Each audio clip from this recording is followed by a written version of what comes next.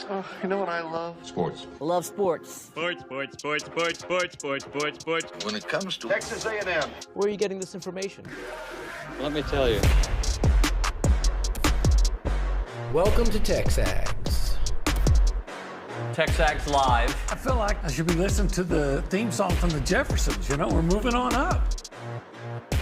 We will develop men, we will graduate players, and we will win championships on the field. It's a blessing to be in this position, and we're just thankful to be here. We're thankful to have the opportunity to go out there and play in front of the 12 man. He is a guy that has gotten better and better and better. He's just got that dog in him. This one's special. The 12th man this past week was unbelievable. And this is a real program. It's not fake. This is a real place. And if you want to be really good at football, this is a really good place to be. You know, if I'm betting on anybody, it's the Aggies.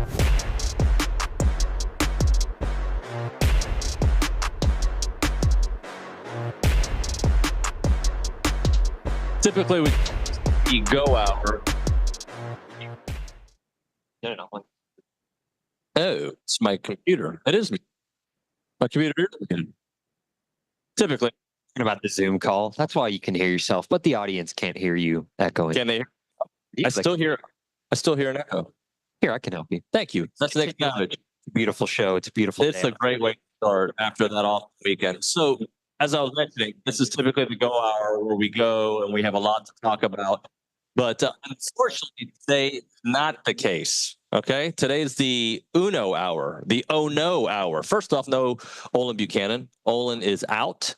We'll get him hopefully later on this week. And oh no, because of a lot of things that happened over the weekend. And it's, let's just say this weekend sucked, guys, right? Like the bottom line is, and I'm on the road. I'm at Traditions Golf Course celebrating the Aggieland FCA's golf tournament. We'll talk about that in a moment, but I feel like we need to start just directly from the start, right? An almost predictable weekend. Almost predictable because I've gotten to the point where I predict doom and gloom.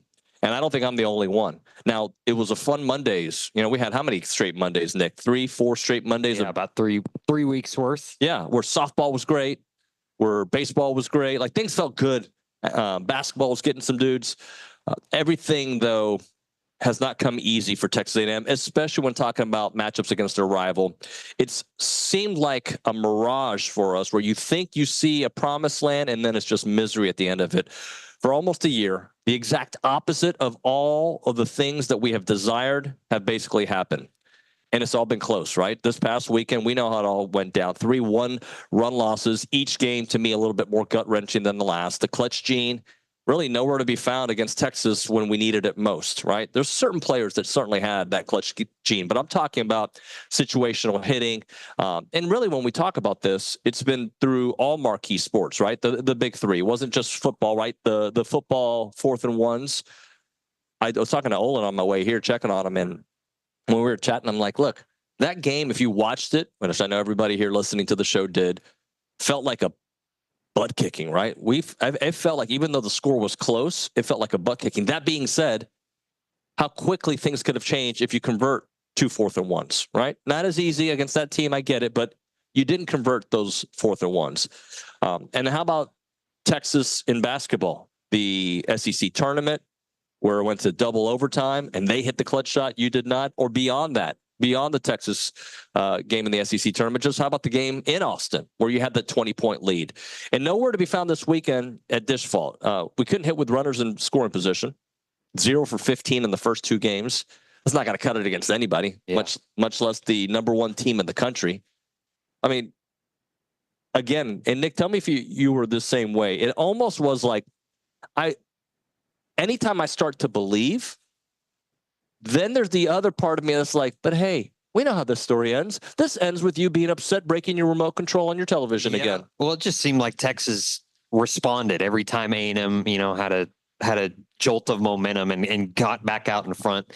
They would get their big hit or multiple big hits in an inning and jump right back ahead or tie it. So it just felt like every time you got the lead, it was like, man, how long is this going to last? So you couldn't hit with runners in scoring position, right? The bullpen, which was really one of the highlights of most of this season, failed, right? Weston Moss walked those 3 straight batters. It was rough for him, right? And he's been so fantastic. Defensive miscues, small mistakes. I think an unfortunate bunt yesterday that went the wrong direction, and just, you had an opportunity there. You got Gavin Cash getting ejected, and there's a whole, I'm just saying, like, it gave you less options, and the whole story behind that just doesn't sit well with me, as I think. And I hear folks, you're right, this is unacceptable. But what does that mean? Right? Like, this is unacceptable. What do you want me to do? Fire everybody? Yeah. I can't fire anybody. But I do agree with you that, like, we've got to graduate past this roof that we've outgrown. And I don't know how. And it's not about firing people, right? It's not about that. It's about, and it might be at some point, but I'm talking about, like, what happened to baseball specifically is not everything that happened in football, that happened in basketball. We're just talking about a one weekend situation. Yep. But go ahead. I was going to say the thing about, and no one wants to hear this because it was the Texas series and everything that goes into it, but it's the same story when you go on the road in the SEC. You want to win 1 out of the 3, right? You want to at least you don't want to get swept on the road in the SEC. That's never the goal. You always want to win at least 1 game. For me, that was my expectation going into it. But again, things just, super close games, but again, just couldn't get the big swing. And like you said, your reliable bullpen arms did not, they weren't reliable this weekend. No, they weren't reliable. The starting pitching was excellent. So props to them. You just could not get the offense going, especially in games 1 and 2 against Texas. We're going to do this today since we're here at Traditions. We're going to talk to Billy twice. We'll talk to him here for a few minutes, and then we'll revisit him at 10 o'clock because we could have a bunch of guests here at Traditions, a bunch. I mean, some legends that you guys know about. But let's go to the Buffy's Catering Hotline. We're joined by the executive editor and co-owner of TexAgs, Billy Liucci. Billy, rough weekend, man. Yeah, it was. I mean, heartbreaking games, one after the other. I don't know that I've seen much. We'll talk later. You factor in all the other stuff that goes with it, but I don't know that I've seen A&M play a conference series, a high-profile one at least. That's for sure. Where every game was, literally not decided until the final batter. Friday, Saturday, and Sunday. So to play that well in a lot of areas and come up that short and do it against a rival. But I'm going to say this, and we'll talk more about it later. More importantly, it happening as you're fighting your way to get into this tournament.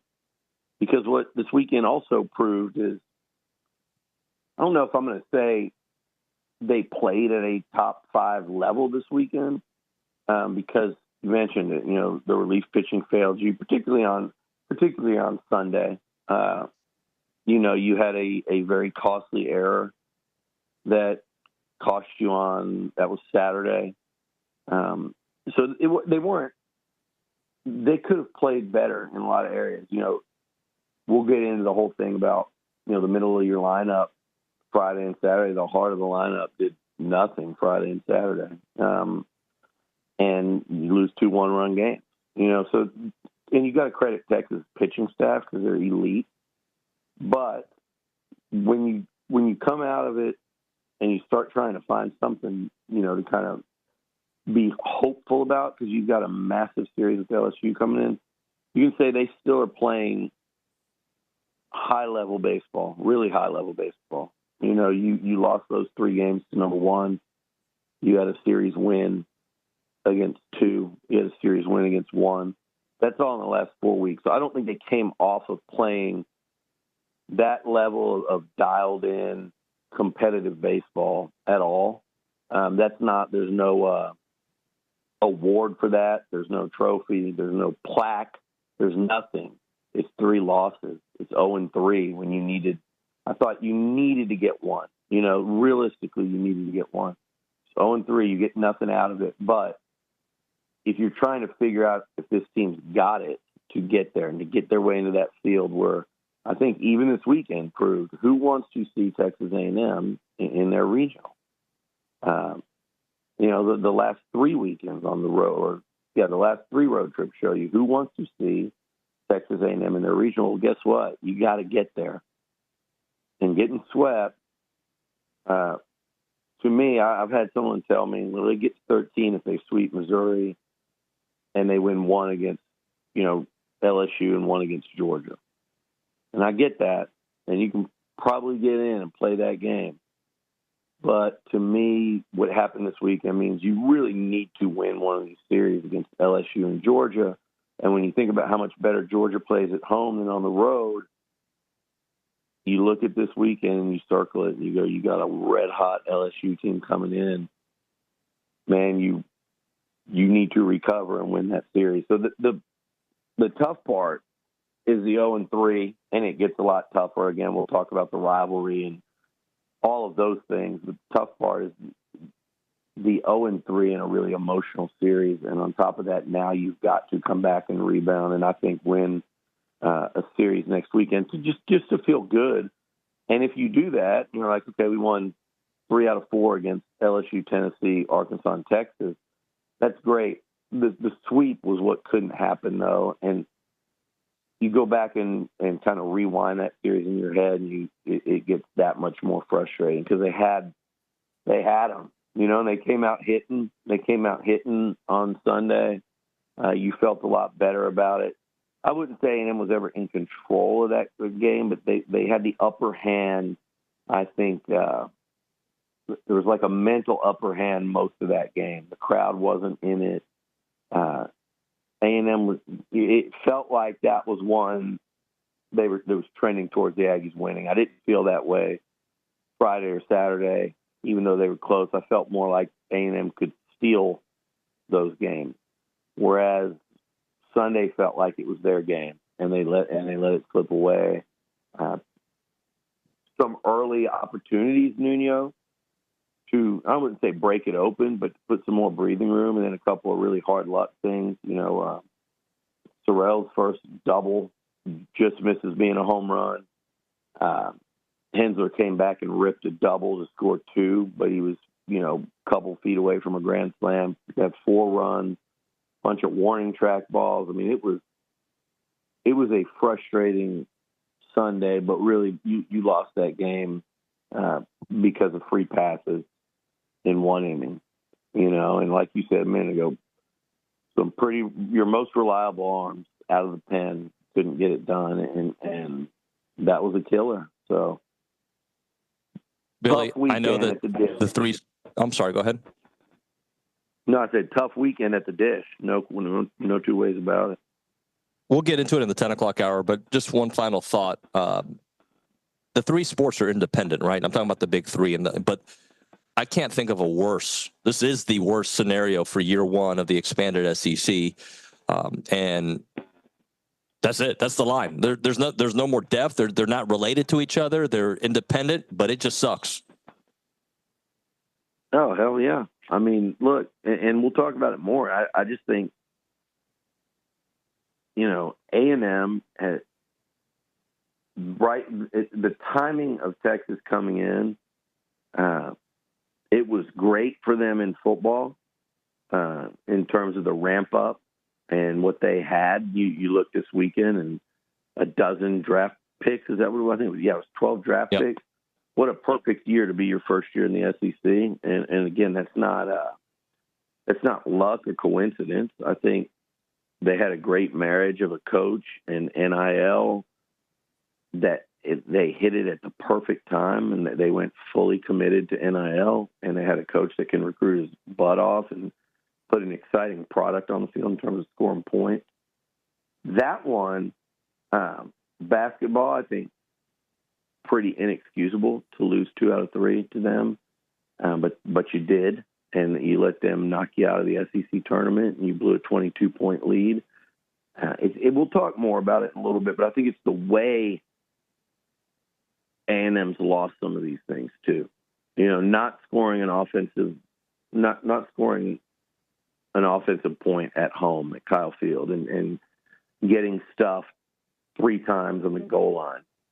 When you have a chance to make it a 3-point game, it's blowing a 22-point lead in Austin with multiple technical fouls and 6 guys on the court. And just watching a 22-point lead, vanish in a thin air. It's taking control in overtime in Nashville and somehow losing that game. It's missing a free throw there at the end. And then in baseball, it starts by losing your coach the day after you play for the national title, right? And then you have this long build up to this series, and not only are they number one, which is bad enough, but you play 3 games that are one-run games where you have, I believe, right, the tying run at second base in all 3 games. I think 2 of those 3 with 1 out, and you don't even get one. So it's not just losing to them; it's the manner in which A&M is losing to them that I think that just exasperates it so much more, and it is losing to them too, though. I think A&M's got, we'll talk about it in a little bit, but, there's a Texas problem here that I think in some instances, and I don't know specifically Early, Buzz, or Elko, or prior to them, I haven't heard any of those 3 say this. I do think Buzz's commentary towards the end of the season kind of lended itself to like, hey, I know what he meant in that presser, but man, you say that and how this team's legacy shouldn't be defined. I mean, it's just like, is that what Texas is coming into these games like? How they approached this game, I thought the Texas players acted like A&M had stolen their coach. There was a lot of intensity and fire. I do think the baseball team matched that. People say, "Oh no, that baseball team was competitive as hell this weekend." They got beat. We can go through the whole thing, but great pitching beats great hitting. And I know people are going to say they didn't hit great this week. They did not. But they've been a great hitting team for the last 3 weeks plus a couple of Tuesdays. I mean, they knocked what they did to Arkansas pitching, what they did to Tennessee pitching in games 2 and 3. They've been hitting the ball. And were they probably a little wound tight for this series? I kind of think so. I do, particularly a couple of guys. But great pitching beats great hitting. And A&M had great pitching this weekend. They had the 3-run hitting. Even with that, in 24 at-bats, 24 innings for Texas at the plate, they scored 11 runs. And that's including the disastrous inning yesterday where they were kind of just gifted 3. They were gifted one of those runs on Saturday on the throwing error, on the third base over there. A&M pitching was lights out. Texas pitching has been lights out all year. And what the Aggies needed was not to knock the cover off the ball against elite Texas pitching. They needed clutch hitting, 2-3 times in games 1 and 2, and they couldn't get it. And then again on Sunday. So, I mean, they came to play, but I'm just saying, when you look at Texas in those games and you look at them coming into Kyle Field and the way their defense played and the way they ran the football and just that physical style, I've heard too many people around here. And again, I haven't heard Elko Earley say it. I haven't heard Bucky say it in a short period of time, but I've had too many people since A&M's joined the SEC come in and say, that's not who we're worried about. Right. They're not. And it was okay to me when you weren't playing them. I think that was more appropriate. Why are we worried about those guys? As soon as they join, I always thought, though, you should. I had told Woodward that. I'd had that conversation with Sumlin. I had the conversation early with Jimbo. My thing is, you should worry about what they're doing, because the better they are, the better they recruit, and when they have it going, they're a monster to recruit against. And this was before LSU. I mean, before the SEC. We're before LSU in baseball.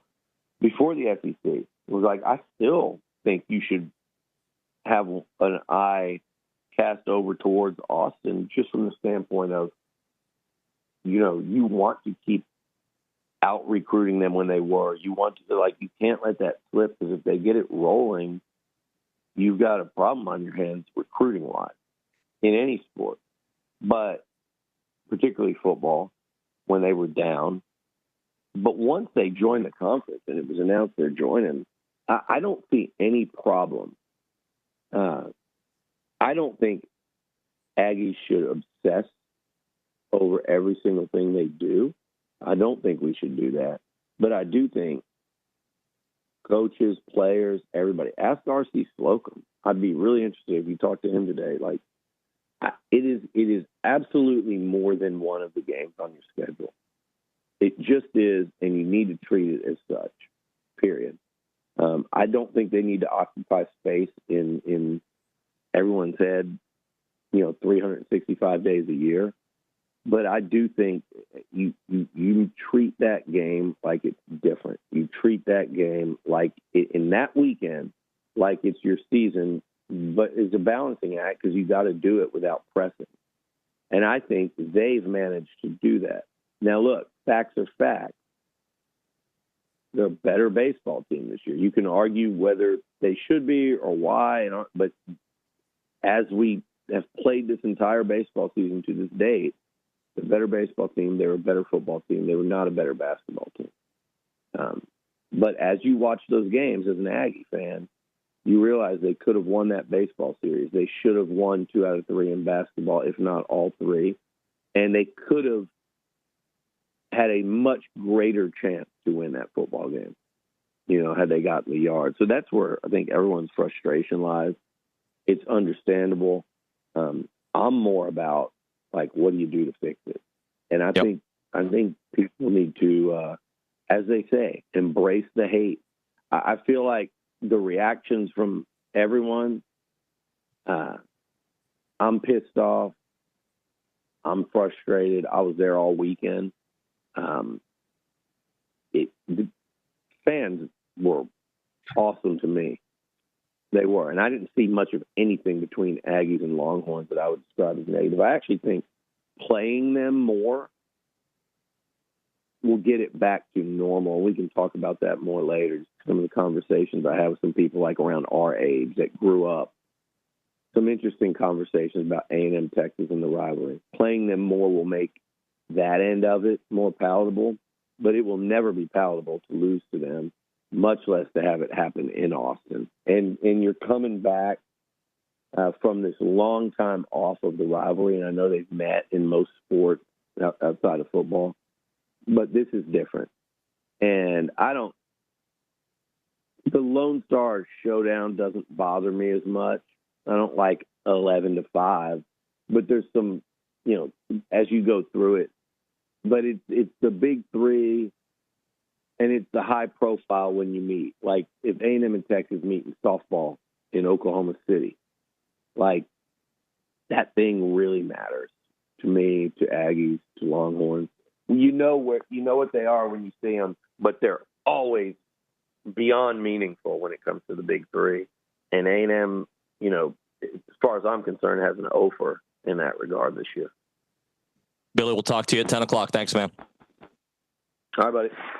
Yeah, Billy Liucci here. And TexAgs Live, by the way, we're presented by David Gardner's Jewelers Rollo Insurance Studio. I didn't tell you guys that. Go Hour presented by The Warehouse at CC Creations. We wanted to get right into the weekend. I am broadcasting live from Traditions Golf Course for the FCA's Aggieland Golf Tournament. Great event. We'll talk to Jarrod Penright on the other side of that about his involvement with the event and also his time at A&M. We'll get into all that. We have Boomer White at 8:35, and then some other guests that I can't tell you who they are, but you'll want to hear from them, I think, sliding in throughout the next couple hours. Right now, though, it feels weird to talk about 1775 without OB, but we're just going to do it because it does make me feel right. I got a text from Jack76 that was like, wow, what a negative start to the show. I hope your attitude picks up. And, I just told him that the weekend didn't make me happy. But what does make me happy is $17.75. The food is great. Not just a restaurant. They're a family bringing generations of Texas barbecue tradition to your table. They're veteran owned and family operated with the Pitmaster brothers, Brad and Brandon, smoking prime meats to perfection. You got the mom, Belinda, crafting mouth-watering sides and desserts, and the whole family ensuring the experience is unforgettable. Their dedications earn them a spot in Texas Monthly's magazine's top 100 barbecue joints. Call them up at 979-492-6241. No jokes today, just telling you the basics because I got to feel better. Check out the website, 1775txbbq.com.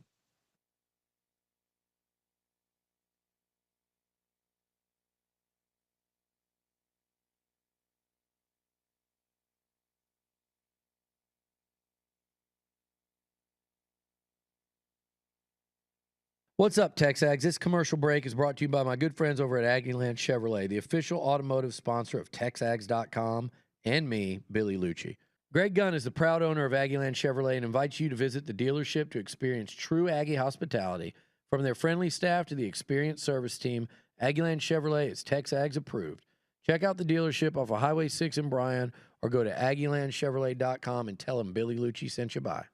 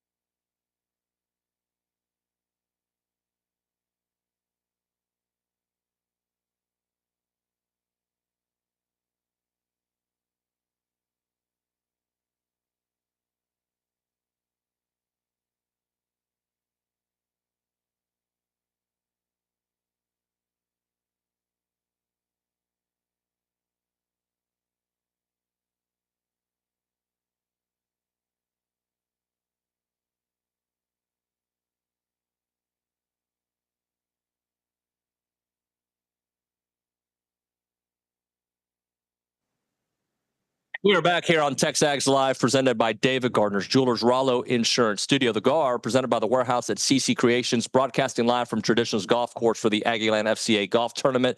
Jarrod Penright, who's involved, is here with us, played at Texas A&M during the RC Slocum days. What did I tell you when I met you? What'd you tell me? I said only 2 people have ever broken my hand. And this is a true story. Yeah. I had heard stories about Adrian Peterson breaking hands from Entourage, the show. Yeah. He broke my hand. And you broke my hand shaking it. What a great handshake. How you doing, man? I'm doing well. How are you? I'm wonderful. Thanks for joining us. Talk to me about your involvement with FCA, because I know you've been involved for years. Oh, man. Yeah. So FCA is that platform has been a part of my life. I was introduced to me in high school. My basketball coach, he introduced it to me. And then from there, it was one of those things where I actually was able to connect. It wasn't as big as in high school as it was when I got to A&M. But once I got to A&M, just the embrace that I received from the athletic population and Bill Johnston and those guys, it was something that actually made me want to push forward and continue to do it even through my pro career. I'm going to get Bill on the show at some point today. Just talk about your relationship with him. He's such a wonderful human being. So Bill's one of my best friends, man. But it was one of those authentic relationships to where it had nothing to do with anything other than I want to spend time with you. Yeah.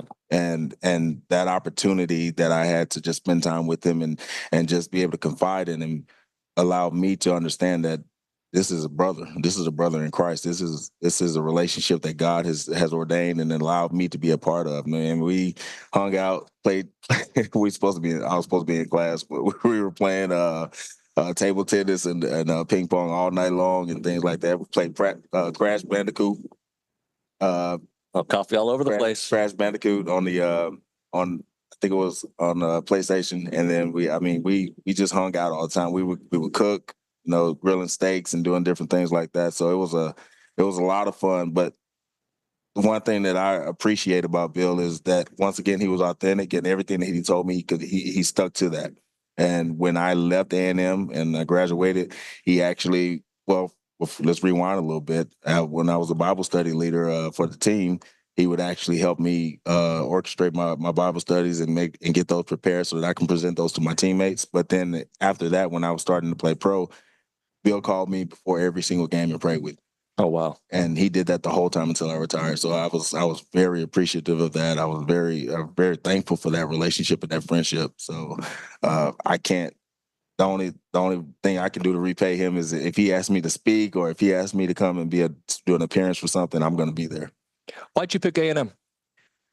Oh, it's a long story. Actually, let's take the roundabout way. So, okay. I was blessed to be a pretty good athlete. So honestly, I had offers from everywhere, but the only 2 that mattered to me was Michigan and A&M. Michigan because it was that was during the time right before the BCS when they had to share the championship with Nebraska. And a buddy of mine that was at Eisenhower with me, he actually went to Michigan and played safety with Tommy Hendricks. And he went on to play for the Dolphins and things like that. But I committed to Michigan, actually. And obviously, like I said, it was just the uproar of that right at that point in that time. And then the Sunday before signing day, my mom had a stroke at church. And when she had the stroke, I thought to myself, if I'm in Michigan, there's no way that I'm going to see or be able to take care of my mom. And I flipped and went to A&M. But in addition to me flipping and going to A&M was chosen because I like the fact that A&M is set apart. I love the jokes, the Aggie jokes. I love the fact that we're just different. But you don't touch the surface of knowing that until you get here. And once you get here and you become a part of this and you actually understand the traditions and everything that's going on here, it makes a difference. And it actually it becomes a part of your heart. So I made that decision. And once I made that decision, everything was affirming. It was like it's been a blessing ever since. I got to ask you about, I don't know if you paid attention to baseball this weekend, but A&M lost to Texas. I see your face, Yeah. Can you, as a longtime Aggie, right, talk about not only the disdain for that program, but how something like that, we lost in football, we lost in basketball 2 out of 3, and we lost these 3 in their first year at the SEC. And it felt like we were on a certain trajectory a couple years ago, and it just crash landed from that. Just talk about your disdain for Texas if you can. Actually, I'm a strength and conditioning coach right now. Oh, so, you can't go there. Well, no, I can. Okay. So I'm going. So, so when my athletes come into the weight room, they have something that's UT on, TU on. I make them go out and change the clothes. Love this. So, and it's probably not a good thing because obviously they have the opportunity and the option to go wherever they want. But when you come into the weight room, regardless of where I am, I'm not supporting that. Yeah. So it's just something that irks me about Burnt Orange that I just cannot accept or be a part of. It's just that's one of those things that it's now or nothing. It's one of those situations where it's time to compete, and I don't care what it takes. But everything that's inside of you, you have to sacrifice it to go out and make sure we win that game. And when it doesn't happen that way, I mean, it takes a piece of you away with. Yeah. From traditionally, I mean, obviously, I got the best introduction in the world because I mean, my freshman year was the bonfire year. So, just experiencing that and understanding the importance of that and understanding the spirit behind that game, I mean, it carries all the way through. And I mean, that'll never change. Jarrod, pleasure meeting you. Thanks so much for joining us. Hope to do it again. Absolutely. Appreciate it. Thank you. All right, we'll hit a break here. We're broadcasting live from Traditions Golf Course as we're celebrating the FCA's Aggieland Golf Tournament. We'll talk about that throughout the program. We'll have Billy back on. We'll have Boomer White on the other side. Right now, a moment for Caldwell Country Chevrolet. You can find them on Highway 21 in Caldwell and online at CaldwellCountryChevrolet.com. If you're looking for that right selection that won't break the bank, it needs to be Caldwell Country Chevrolet. They're stocking up on new vehicles all the time. Their inventory is growing daily, but here's the deal. They're south of those big city prices with no dealer add-ons, and you see what you get, right? So they're locally owned, Aggie alumni. Their team is ready to roll out that red carpet for you and talk about value. Every purchase comes with free oil changes for life. That's thousands in savings over the life of your vehicle. Their pre-owned inventory is moving fast, and you'll get top dollar for your trade-in. Remember, it's about a 15-minute drive, the edge of Bryan to the beginnings of Caldwell. A short conversation away, but you'll see the difference when you step on the lot and do business with the great people at Caldwell Country Chevrolet. Highway 21 in Caldwell. Online, CaldwellCountryChevrolet.com.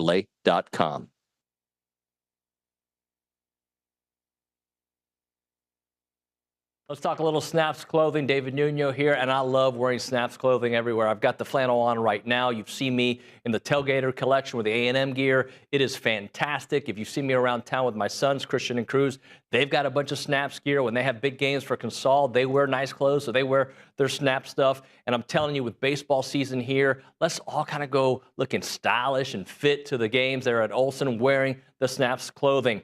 As a reminder, they are the only official licensed Texas A&M Pearl Snaps maker out there. Their Tailgater collection is built for game day with breathable, moisture-wicking fabrics to keep you comfortable while you rep your Aggies in style. Now, whether you're watching the game from home or maybe you're in attendance, you're tailgating, whatever it may be, you got to make sure you head to snapsclothing.com to see everything they have to offer. It is fashionable, it is awesome, and you're going to love it.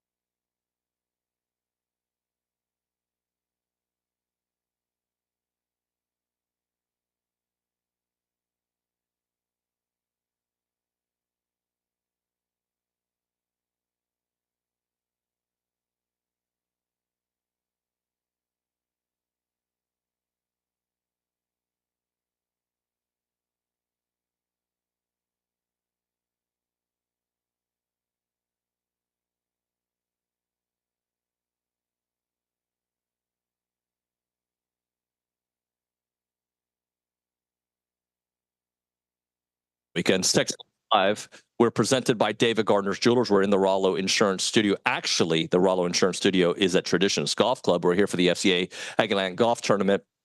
And typically in the first segment, we're in the Holistic Planning Cool Zone. We'll talk about them. But if you want to invest in pro sports, go to investinprosports.com. They can help out with your taxes, your estate planning, any financial planning. But again, if you want to invest in a pro sports team, they can help you out at investinprosports.com.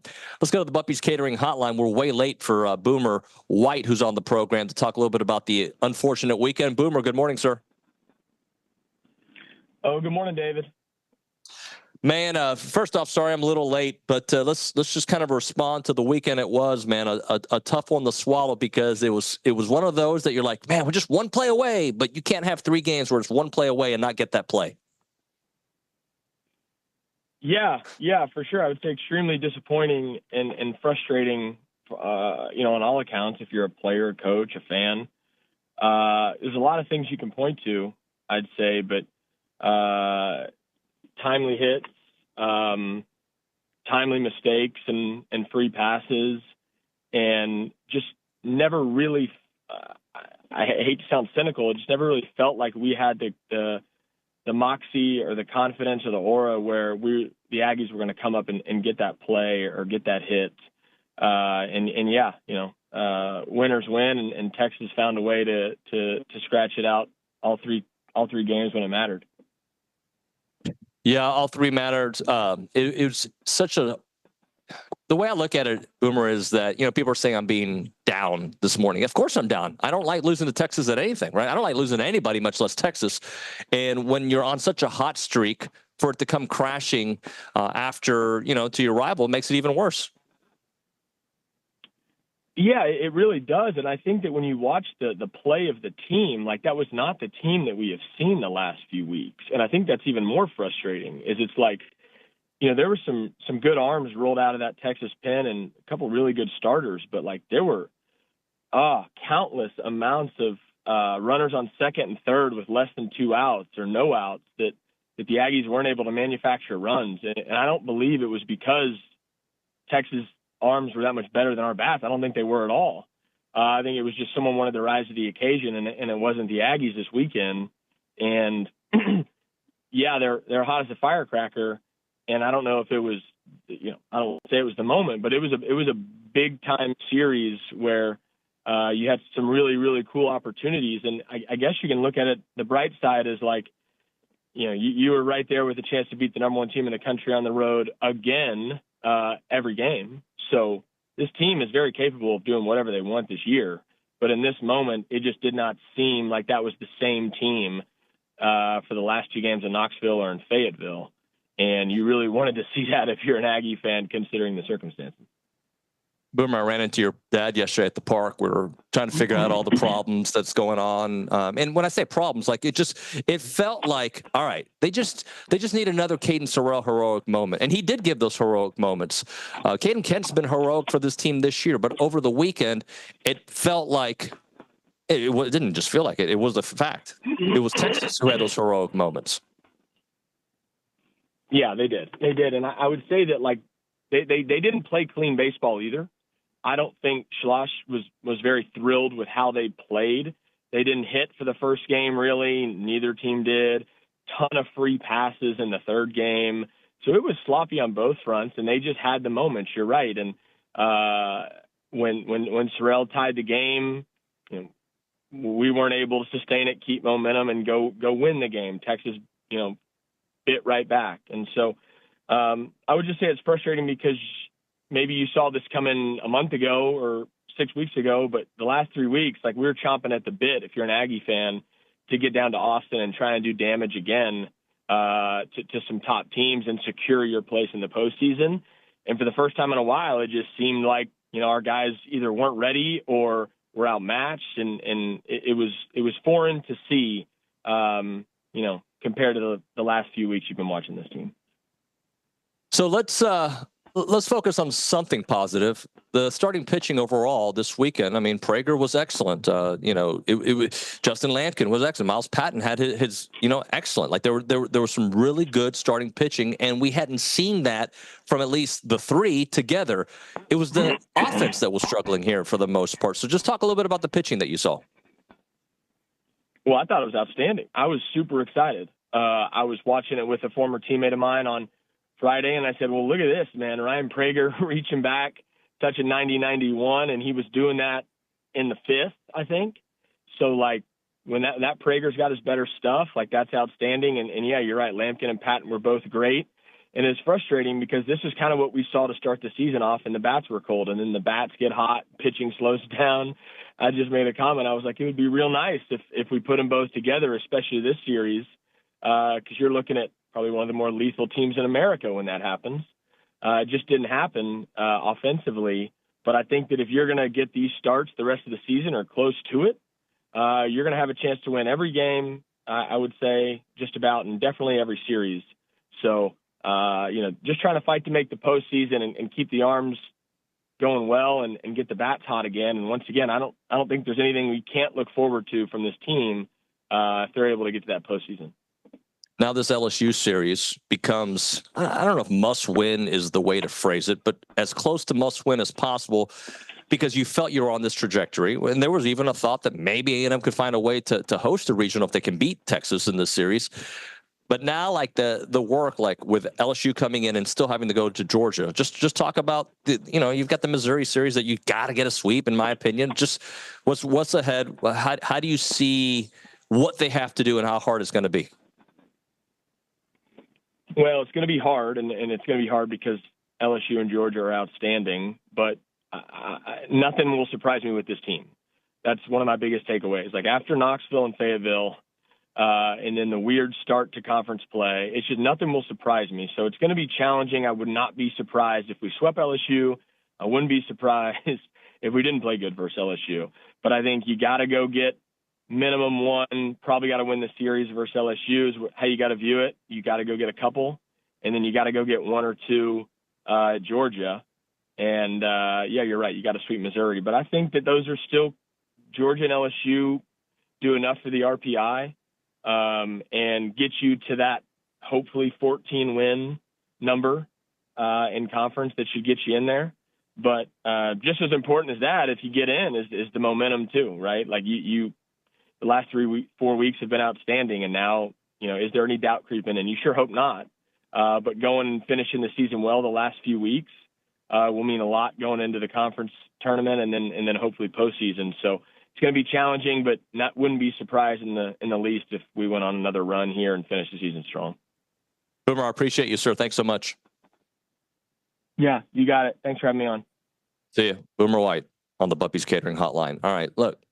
We're going to keep on talking. We're gonna have some positive things. I got confirmation that RC Slocum is going to be joining us at 10 a.m. So looking forward to talking about a guy who did beat Texas quite a bit and a guy that everyone's got the same comments when it comes to RC, and especially any of those old players. So we'll talk to RC a little bit about his involvement with FCA, excuse me, and of course, hoping to beat Texas. Let's keep talking about water. Keeping water local is the way we need to do it, guys. If you care about this community, I know many of you do, you need to think about the water that's being affected in Brazos and Robertson County. We don't really think about the water, but it's the lifeblood of everything that we love about our homes, our neighborhoods, our schools, our parks, and the very quality of life that we enjoy. Right now, we're facing droughts. We're facing rising temperatures, and something concerning is happening. Out-of-state interests in neighboring communities are working to take most of our precious resource away from us, and that's water. That's why I'm asking you to consider supporting Keep Water Local, coalition of your neighbors, your local business leaders, and community voices, unified and united with one purpose: protecting our water for our future, I should say. If you're raising kids in this community, you know how important it is to keep that water as clean as possible and local, right? And it's not just the water that comes from our taps. It's about the Aggie spirit sustaining our farms that has operated our generations of businesses for many, many decades, and hopefully many decades to come. Keep water local by visiting keepwaterlocal.org. That is keepwaterlocal.org. Click Get Involved today, and together we can ensure that our water stays where it belongs, right here in the community, supporting our way of life for generations to come.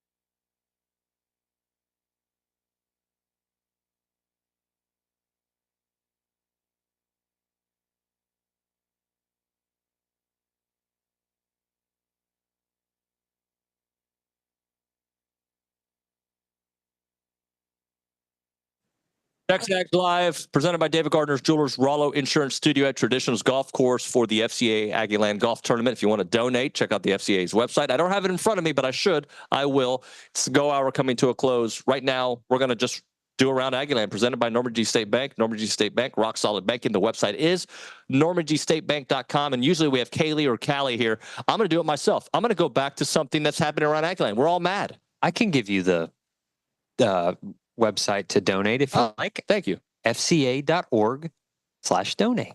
Donate. So Jack76 earlier said, what a negative start to the show. Remember that whole thing? I do. He responded with, I don't like hearing Aggies pout about their teams, let alone bring up the past losses to compound this weekend. I know it sucks, but broadcasting all that is not a good look for the Aggies or the show. Jack, I love you. You're a very loyal listener. You're wrong. We give you the facts. You only want to hear the happy. By the way, there are threads that talk about us being too happy. The facts are the facts, and we're going to continue to give you the facts on this show. I know you're a loyal listener. We don't want you. Okay, I got it. Let's do it. Let's do it. What happened good this weekend? What happened? Tell me something good, Nick. Tell me one thing that happened good. Softball won the Sunday game. Okay, there you go. Transfer. Yes, and then basketball, right? NC State. Let's go. There you go. Happy thoughts. Gotta go. Bronny, Michael Earley next.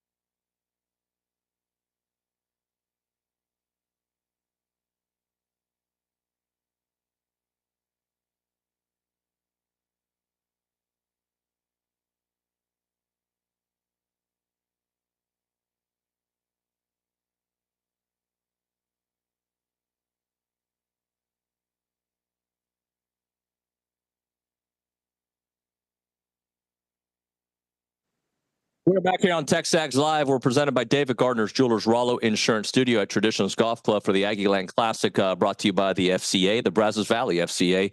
Big thanks to Bill Johnson for setting us up. Bill Slade here at Traditions doing great work. We'll be talking about that throughout the program. But now we continue our attention on baseball. Let's go. Bronny is in the studio. I am here, and we're going to have Michael Earley on the Buppy's Catering hotline. We'll do that after I tell you a little bit about Buppy's Catering, about Duck Camp. The best moments happen out there on the boat, casting a line, or hauling in the catch of the day. Be sure to check out the Duck Camp new spring hats like the fan favorite crawfish hat and the redfish hat at duckcamp.com. With that, we go to that Buppy's Catering hotline. We are joined by Michael Earley. Coach Earley, good morning, sir. Good morning, guys.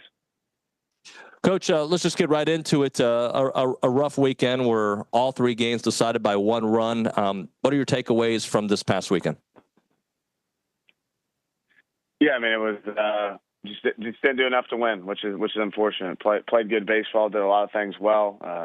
In a tough environment against a really good team, and we're missing a swing of the bat or a few swings of the bat in every game to turn in our direction, which is tough. I mean, it's tough. In order to do that, you gotta have more of a body of work and good swings on balls, so balls fall and not limited to small opportunity. And we didn't take advantage of some of the ones we had, and that's the reason we didn't come out on top.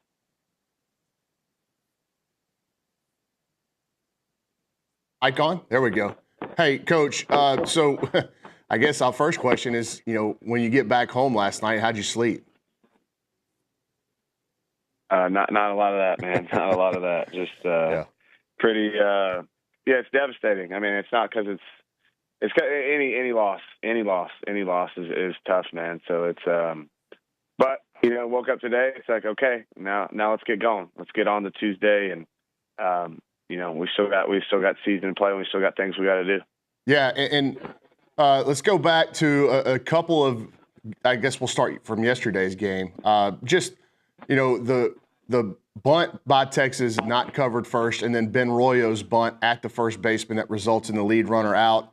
Just take us through, obviously, the defensive positioning for y'all, and then kind of how does first base go uncovered, and Royo's bunt. I know that's probably not what he was told to do.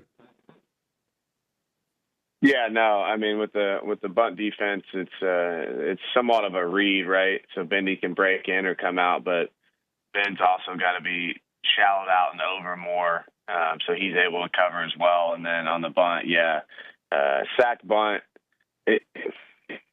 The sign was to go to third, and then when it's a sack in an early show, it's like soft in that area. So it wouldn't have been bad if he bunted to first and it was soft, but it wasn't, especially on that turf.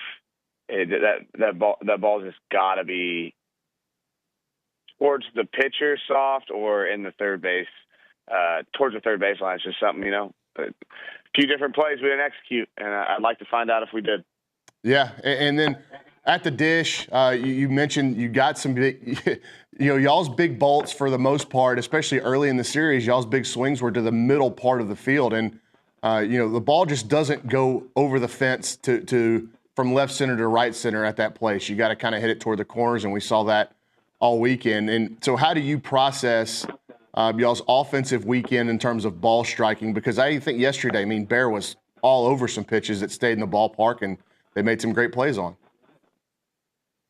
Yeah, I thought yesterday was definitely better than the other days. Other than that, I think it was okay. I think it could be better. I think we're better than what we performed, and we've been on such a heater. It's not surprising hitting is such a, there's so many ebb and flows, but I think we're better than how we played at the plate.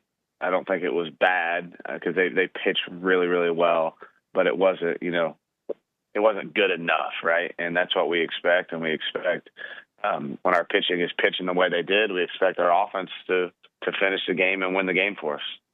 Yeah, and on that pitching side, you got to be really fired up about the bounce back for, I think Lampkin and Patton have been pretty good, but they were all three outstanding this weekend. And then Ryan Prager, one of the best signs I think that if you're an A&M fan, one of the best signs you saw all weekend was that he's up there in the fourth, fifth inning, and he's still firing 88s and 91s on the in-stadium scoreboard.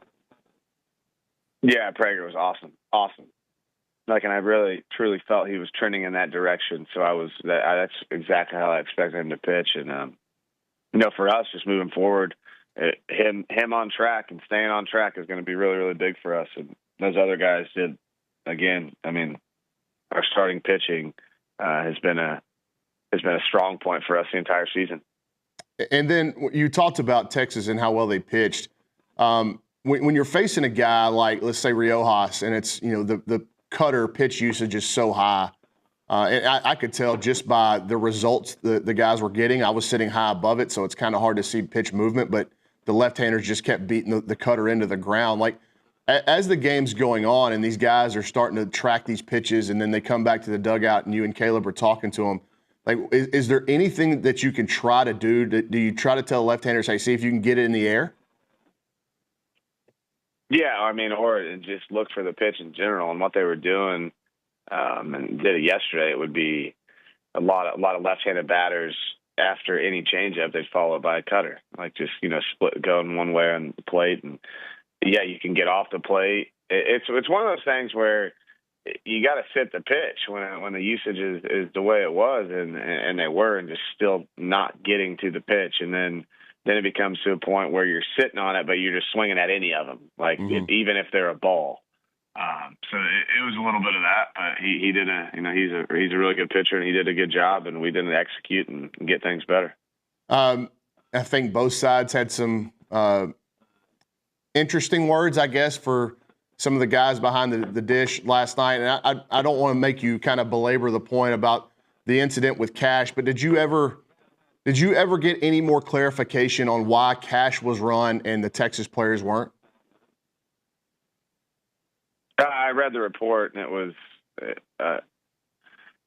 after reading it, it made it even worse. To be honest with you, clearly someone said something to him running off the field.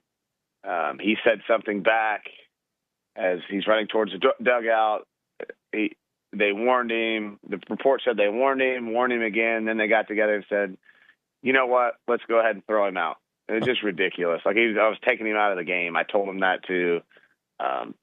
And I'm not the only one that thought it was ridiculous. Even the coaches on the other side thought it was ridiculous. Well, is there any way, because, it comes out kind of after the fact that those two players, Gasparino at Texas and Cash, have a history from last year at Lubbock where, for all intents and purposes, Gasparino kind of went at Cash on a play at first base. Did that factor in at all? Like, could you have appealed the ejection? No. Okay. No, I couldn't. And even in the report, it said Gasparino said something, but his message was not audible to the umpires. So I'm sure he didn't just run by and say hello. So it's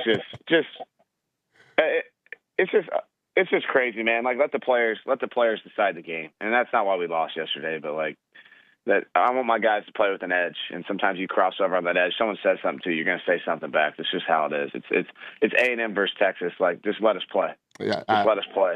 I agree wholeheartedly. Stuff like that's just completely unnecessary. All right, so to get back to the actual ball on the field, look, Weston Moss was really good in outing number one, and then outing number two. So he comes out, and you need one out in the inning, and he has uncharacteristic, to the first two hitters. Excuse me, I think J.K. went out in the second hitter. And I agree. Like, I would have stuck with him, and I actually was thinking, man, if he can get in the strike zone, I think he's a better matchup for Galvan. But just what did you see? I had some people texting me during the game, said, is he sick? He looks like there's something like he's ill on the mound. So I didn't know kind of y'all's conversations in the dugout, because you believe wholeheartedly in him, and how much leash y'all were going to give him. And then when y'all decided, okay, we got to get him off. Yeah, I mean, he's sick. He's real sick. He's been sick all week. He thought it was an appendix thing. He went to the hospital on Wednesday. It's just like a stomach deal. Did it factor in? Maybe. He definitely didn't look himself, but he's a competitor, and he was able to play, and he's our best guy out of the pen. So I'm always going to go to him, especially if, they're saying he can play and he thinks he can play. But I think it was tough. I mean, and I think part two, I mean, he's pitched so well this year. Sometimes you're due for one of those, but I think definitely how he played a part. He'll never say that, and I'm not saying it either. He just didn't have it. He just didn't have it on Sunday, and you know, I think he'll have it moving forward. And it was unfortunate for us, but I mean, the other guys that came in, I thought did a really nice job. Yeah, and so another strong outing for Caden McCoy out of your bullpen, and Caden Wilson with his best weekend of the season too. As you start, you know, those bullpen depth charts, I think can be very fluid. I think obviously Weston Moss is still pinned at the very top, but you know, in your mind, what has Caden Wilson and Caden McCoy done for themselves in terms of moving up your trust tree? They're all the way up there. I mean, Caden Wilson, what an amazing job he did this weekend, and same thing for Caden McCoy. I mean, he did great. McCoy, that's the first time he's thrown since he tore that meniscus warming up at Arkansas. I just want to make sure he was good, just pitching through it. And no, again, my guy's sick or hurt. There's no excuse. I'm just giving you the information. They're going to play. It doesn't matter. So just really proud of them. Really proud about Wilson too. I mean, bouncing back 2 days in a row after he threw some pitches and doing it again. And you know, those guys on the mound gave us a chance to win. I was really, really proud of those two specifically. And then Caden Sorrell, man. I mean, I know you have, and rightfully so, you have been very cautious about bringing him back, and then he goes out and makes just an unbelievable catch. All your outfielders had just unthinkable catches during that game yesterday, but Sorrell to do it to his right, and then he has a chance toward the line to his left. It's a really tough chance, and he makes it look so easy. I'm guessing he is going to be knocking your door down to stay out there for the remainder of the season now. Yeah, no, he you know, it's kind of how it's played out. It's kind of played out perfectly just with Arkansas being able to play him in the middle game. And then in this series, being able to play him on the bookends. And we'll see how the matchups go moving forward. You know, with the left-hander on the mound, I don't necessarily have a right-handed DH that I'm very comfortable with. And as good as he is out there, I still – if I can limit it, I will. But yes, his reps are definitely going to pick up. And this weekend was a good test. And I think with how it'll play out, just looking at it, you know, next weekend he'll probably play his first back-to-back. If they go left, right next weekend like they have, we'll see. But yeah, I mean, he seems good to me. But again, it's still being cautious, and it's really the volume of work. But he definitely showed how good he is as an outfielder. I think people may have forgotten that. I was telling Caleb, I was like, this guy, he can really hit. You've never seen him play the outfield. Like it's legit. And then he did that yesterday and just kind of reminded everyone he's a complete player. Well, you got Lamar coming in tomorrow, a really good Lamar team. This is Will Davis. This is back-to-back seasons that he's got a really quality club in Beaumont. And, you know, you guys have been tested so much this year. And I don't know that coming off of that series, you know, it's 3 losses, but it's, you know, you kind of add all the emotion that went into it and the rivalry, that it's another huge hurdle that's been put in front of y'all now. And so this team has been tested all year. What are you looking forward to most about this midweek? Because there's another real opportunity for growth and maturity to be shown from this team, huh? Yeah, for sure. For sure. We've been tested all year, and we've never not been ready to play, and that won't be the case on Tuesday either. We got a good group of guys, and they'll be ready. They'll be excited to play, as excited as they were this weekend, because we love to play. So they're a really good baseball team, and Will does an outstanding job, and we're just ready. We're gonna off today, but turn all our attention to them and get ready to go, man. So it's going to be another tough battle, but we're going to be up for it. All right, Coach. Appreciate you, man. We'll see you on Tuesday. Thanks, guys. Michael Earley with us here on TexAgs Live on the Buppy's Catering Hotline. Bronny, why don't we do a little Q&A on the other side, me and you? How does that sound? Cool. Follow me. All right, we're broadcasting live here from Traditions Golf Course. We're here for the FCA Aggieland Golf Tournament, having a good old time. We'll continue doing that. We'll have some special guests. I believe we have Mark Johnson coming up at 9:35. Looking forward to that. Not the usual 9:35, guys. It is Mark Johnson. And right after that, I think we have, can I say it? Or is it confirmed? Billy Kennedy at 9:45. So we got those two things going on. 10 o'clock, RC Slocum live here at Traditions. And after that, Billy will probably be with us for the RC Slocum interview. All right, let's hit a break here, and we'll talk with Brauninger on the other side. Right now, we want you guys to maximize your ranch's potential with Bird Dog. They're revolutionizing ranch management and honey access. They're an Aggie-owned company and operated, and they connect hunters with premium honey experiences. They're expanding their services to landowners, maximizing profits through a specialized tax optimization program for those landowners. They can unlock that hidden value on your property. Some of their clients are earning an extra $100 to $500 per acre of land, and they're going to connect you also with qualified hunters through this established booking platform. They have 60-plus premium hunting properties through their streamlined booking process. They are the way to go when you're trying to go for a hunt and have a good old time with your buddies, but also if you're trying to maximize the value of your land. The website is birddogit.com. Birddogit.com. Do me a favor, check it out.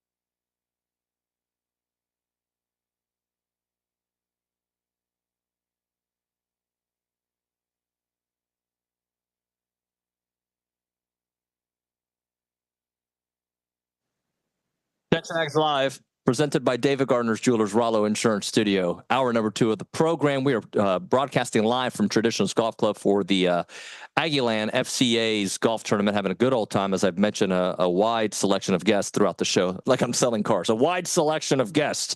We'll go back to the studio. Ryan Brauninger. Bronny, I'm going to read you this text, okay? Because I think you'll like it, okay? Yeah, I just want to know, is that a hot tub behind you? Yeah, it is. I just got in and out. Is this part of the bit for today? No, that's not a hot tub. It's a fire pit. Oh, okay. It's a fire pit. Okay, good. Yeah. I had questions. It's an FCA event, and I know that you are always itching to take your shirt off. So I was going to have to give you some on-air tips or just, try to goad you away from not doing that at an event such like you're at today. I'm curious, Bronny. Have you ever seen me take off my shirt? Oh, all the time. You do it in the office. You flex in the mirror. Yeah, take my shirt off. That's so no. I am not going to show the world 11% body fat. All right, that's not fair to humans. All right, let me read this text. It's probably closer to 9. Anyway, Chris on the text line. It's single digits. Deal with it, guys. Hey, now, I like the harsh criticism of our Aggie sports after a loss, especially a rival loss. It really reflects how most of us are feeling, at least how I feel. Great to listen to. This is after somebody was upset. I don't think I'm being that negative today. It sucks to lose to your rival, and especially a series that you were very close, but it doesn't matter if you're close. You lost. So now what? That's how I feel, Bronny. Well, there's, and Mike Earley said it in his post game yesterday, and very clearly stated. I tweeted that style points don't matter at this point in the year, especially given the opponent. It all comes down to wins and losses, and that's where A&M's at in the season. And that sentiment would be the same whether you were playing Texas, LSU, Mississippi State, Ole Miss, Arkansas, any other conference team. If you get swept by them this late in the season, it is going to have a big time effect on what you are looking like. Your postseason outlook is the forecast for it, and that's because of what the hole you dug yourself. If A&M had played better early in the conference slate against Bama, against Kentucky, against Vanderbilt, you wouldn't be in this boat. But you are, and you started to climb your way out of it, and then you go to Texas and you play pretty good baseball. A&M was pretty good this weekend. Texas was better. They executed in the tight moments. They got the big swings. It's, you go back and you look at the Friday night game, another one-run game. Texas hits a home run to left field with an exit velo of 95 miles an hour. Jace Laviolette hits one 105. Gavin Cash hits one 109 to center, and the ballpark holds it. Like, that's the difference in that game, and potentially, the feeling that a lot of Aggies have on Monday or last night and into today. So, look, I get it. I have an opinion on. I think there's too many people invested on how A&M does specifically against Texas. I want all of our coaches to absolutely want to beat them of the highest order, but you have to compartmentalize it within the season. And I think this is just they're back in the league. You lost to them in football. You had the basketball stuff happen, and then you get swept, and all 3 are one-run games. I understand the frustrations. But I also think that much like we had to do whenever A&M won the series at Tennessee, and much like we had to do when they won the series in dramatic fashion and swept South Carolina, or the one last weekend against Arkansas, it's all nuanced discussion. Like, it's not black and white, cut and dry about this team is no good, this team is really good. Like, you are one run away in 3 games against the number 1 team in the country at their ballpark where they don't lose.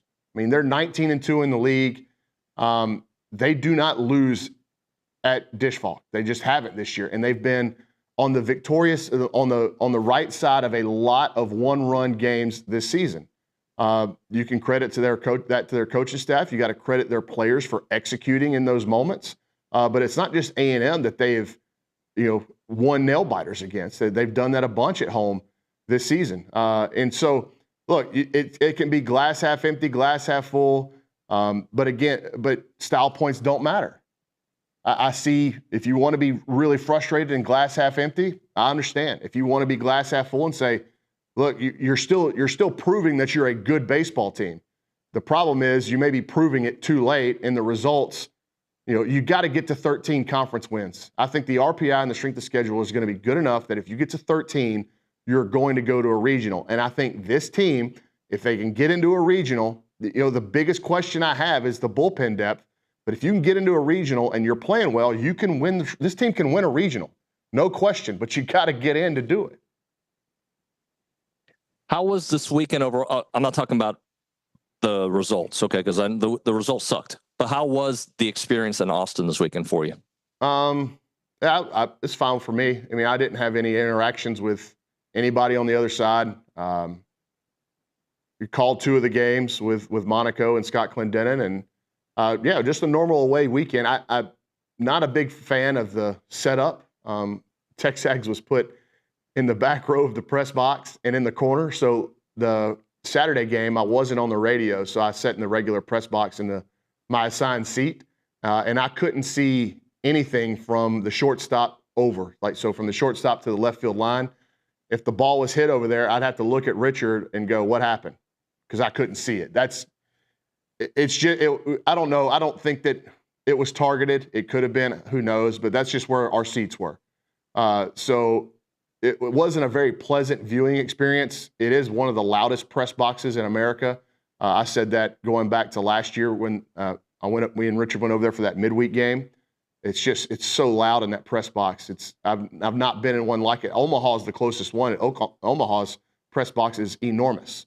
This is a normal sized press box and it's very loud. So when I have to sit in their press box, I watch the games with my AirPods in. Bronny, where do they go from here? Obviously, they got the midweek, they got LSU. To get into the postseason, do you still feel like the number we floated for a while is 13, 14 SEC wins? Like just and chart the course for us. Yeah, I think it's 13. Again, when you look at what their RPI is going to be, what their strength of schedule is going to be, and 13 is definitely still in the realm of possibility. So you need to win 5 of your final 9. Can you go 5-4 against LSU, Mizzou, and Georgia? An LSU team who number 2 in the country now after taking 2 out of 3 at home against Tennessee, who is riding a huge high from run-ruling Tennessee in the finale. And, oh, by the way, in between, you've got a Lamar club coming in who has been outstanding all season. The Southland Conference is as good as it's ever been. And so this is a really tough run of games when you're looking at you go back to Arkansas. They had the midweek against Tarleton. They've been down this year. But then you go Texas, Lamar, LSU. That's a pretty tough 7-game stretch. And you need every win you can find. Now, I don't, the midweek wins and losses, I think you obviously want to win them because your out of conference has been so poor going back to the early part of the season. But if you get to that 13-win SEC mark, I think you're going to be in because of that strength of schedule. But so you're going to go back to Tennessee. They were number 1. Arkansas was number 2. Texas number 1. LSU's number 2. This is a gauntlet, man. It's a gauntlet, man. All right, let's close up with some thoughts on LSU, and we'll have all week to kind of break this down. But just what kind of challenge? And I know they got the midweek before, but I'm just right now focused, Bronny, on LSU. What kind of challenge and what kind of hot teamer is A&M going to see this weekend? Well, I think LSU, they have the best. I talked to a scout for the Detroit Tigers for a while yesterday at the game, and he was like, "Man, this Cade Anderson kid, that's LSU's Friday night starter." He said he's one of the best college left-handers I've seen in a decade. Like he thinks he is a ready-made professional baseball player. He's going to pitch a long time in the big league. So that's what you've got on Friday. But I do think LSU has got some holes. Now, they're swinging the bat much better right now, but they've been up and down in their bullpen. They don't have the amount of their numbers aren't really comparable for a pitching staff to what you saw at Arkansas or Texas, top to bottom in terms of depth. So I think A&M's going to have an opportunity to score some runs. But they're extremely talented. You look at Bear Jones and Daniel Dickinson and Monster Milam in the middle of their order. They had big weekends against Tennessee, so they're going to come in confident. And it's just the same with every team in this league, especially the upper echelon teams. Like, the margins are going to be fine. How can A&M out-execute LSU this weekend. They couldn't out-execute Texas. Can they out-execute LSU? If you win 2 out of 3 this weekend, you're very much in line to make the postseason, especially with Mizzou coming in, who's they played Bama close in one game and then got blasted in the second two. And so you think you can really make some hay against Mizzou coming in. And you don't – the last thing you want, David, is to be going to Georgia and going, man, we got to win a series in Athens where they don't lose many series under Wes Johnson. We got to go there and win the series just to get in the tournament. But let's not forget, okay, last thing, and I'll let you go to break, David. In 2023, the Texas A&M baseball team, do you remember what they were ranked preseason? 2023, they were highly ranked, I believe. They're Number maybe 4. in the top 18. No, they were number 4. Number 4, okay. Remember, and the pitching melted down all year. They walked everybody. That they had the early injury to Brett Minnick, okay? And they go through the conference slate, and they're very up and down. They get swept at Arkansas.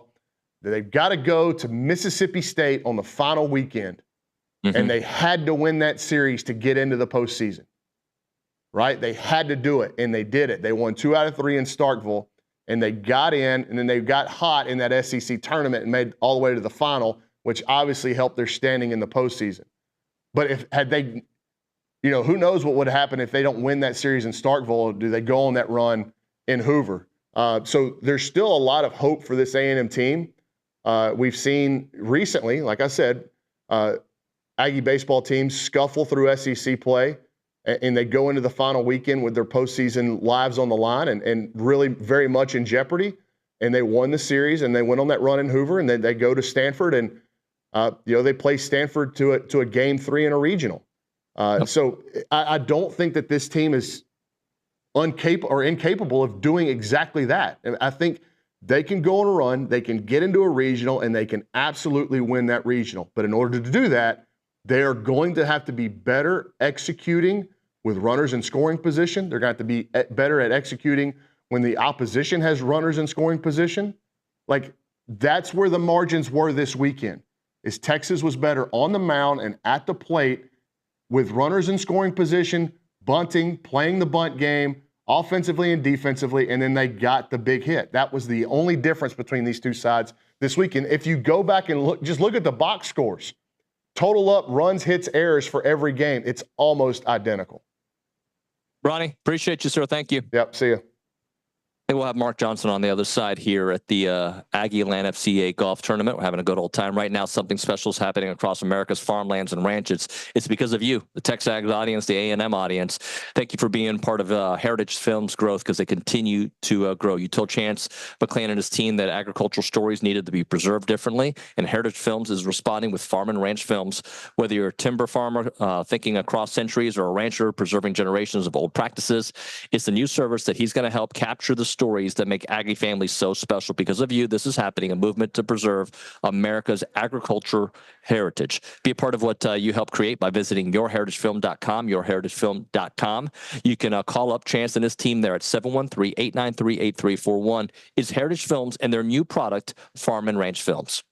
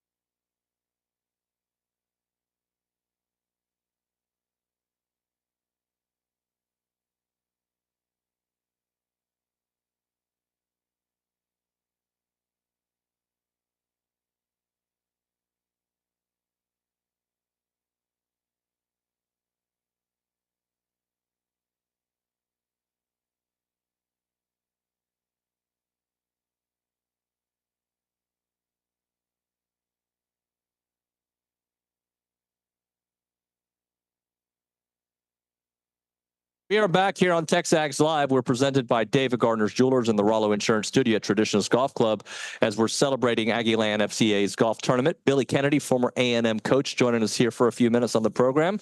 Billy, pleasure to see you. How are you, sir? Good. Good morning. Good morning. So I just want to ask you about your involvement and how much fun you have here at this event. Well, Bill Johnson has done a tremendous job with not only my program, but in the community. He used to set up devotionals for our team on game days and had speakers whenever, and he always had a guy come through practice and just get to know my guys in a different way. So he's been a big help to me in the past and a lot of people.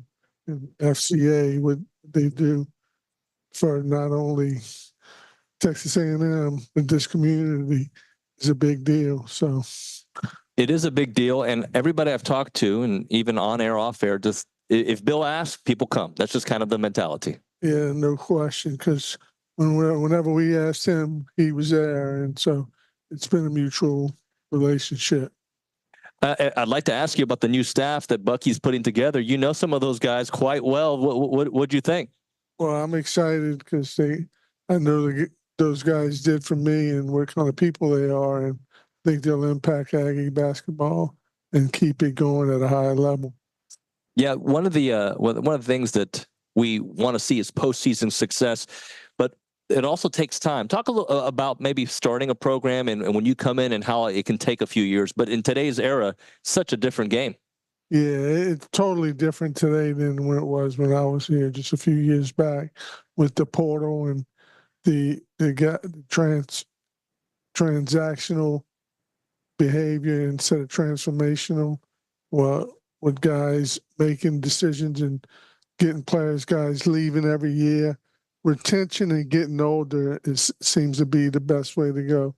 So whatever you can do to get that in your program, and Buzz did a great job of having guys back and returning. And I think this new staff has their work cut out for them because they don't have a base.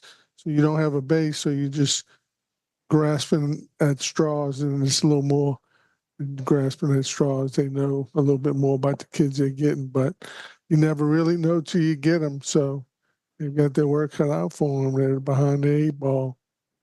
Last thing for you, aesthetically, offensively, they're going to be fun to watch. If you've watched any of Bucky's old teams, you'll see a team that can put out to score.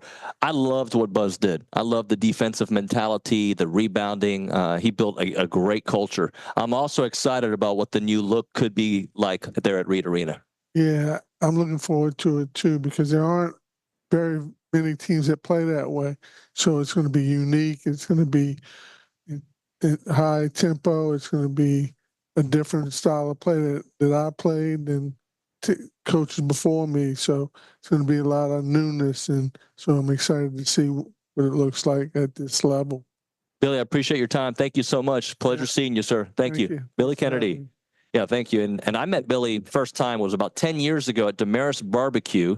There was I think it was LSU A&M playing at, was it Toyota Center? I think it was at Toyota's. It was, you guys were matched up against somebody years ago, and Martin Fox brought the teams around and we chatted, and it was great. He was awesome then, and he's awesome still. So appreciate his time here on the program. Thank you, Billy. Appreciate your time. We're going to have Mark Johnson on the program in a moment, I believe in a few minutes. Before we hit a break, Luke Evangelist here. Just quickly, we haven't had a chance to talk about the big news of Marcus Hill. So, the RC Slocum's here. Talk about the addition of Marcus Hill. Yeah, I mean, that's a man who was in this seat just now who knows how to recruit, and it's absolutely right. Bucky's got his work cut out for him, and this is a piece that is someone that you need to start stacking not only quality players, but you need bodies. You got to get to 15 players, and it was a little bit of a quiet week. They're trying to work in silence and get these guys visited and get things done without alerting other schools and alerting agents. And Marcus Hill is a player that can come in and contribute immediately. You know, double-digit points per game at NC State. He was their leading scorer the year before that. First team All-MAC at Bowling Green, going for 20 a game. So this is a guy who can score, and he's going to do that a lot for A&M this upcoming year. All right, we're moving some parts around. I think we're going to talk to RC on the other side, so we'll hit a break here. If you're looking for a reason to move back to Aggieland or already in Aggieland, check out the Association of Former Students who are looking to hire professionals to join their team. Their positions open in fundraising, former student programs, and much, much more. They're the nation's premier alumni association and the oldest organization supporting A&M in support of that Aggie network. They play a part in everybody's story because they want to be a part of your story. Join a team that exemplifies those Aggie core values of excellence, integrity, leadership, loyalty, respect, and selfless service, all in support of that worldwide Aggie network. If you're interested in joining a team or sharing with someone who would be a great fit, please visit tx.ag/association jobs to apply and get more information on each position. It's the Association of Former Students.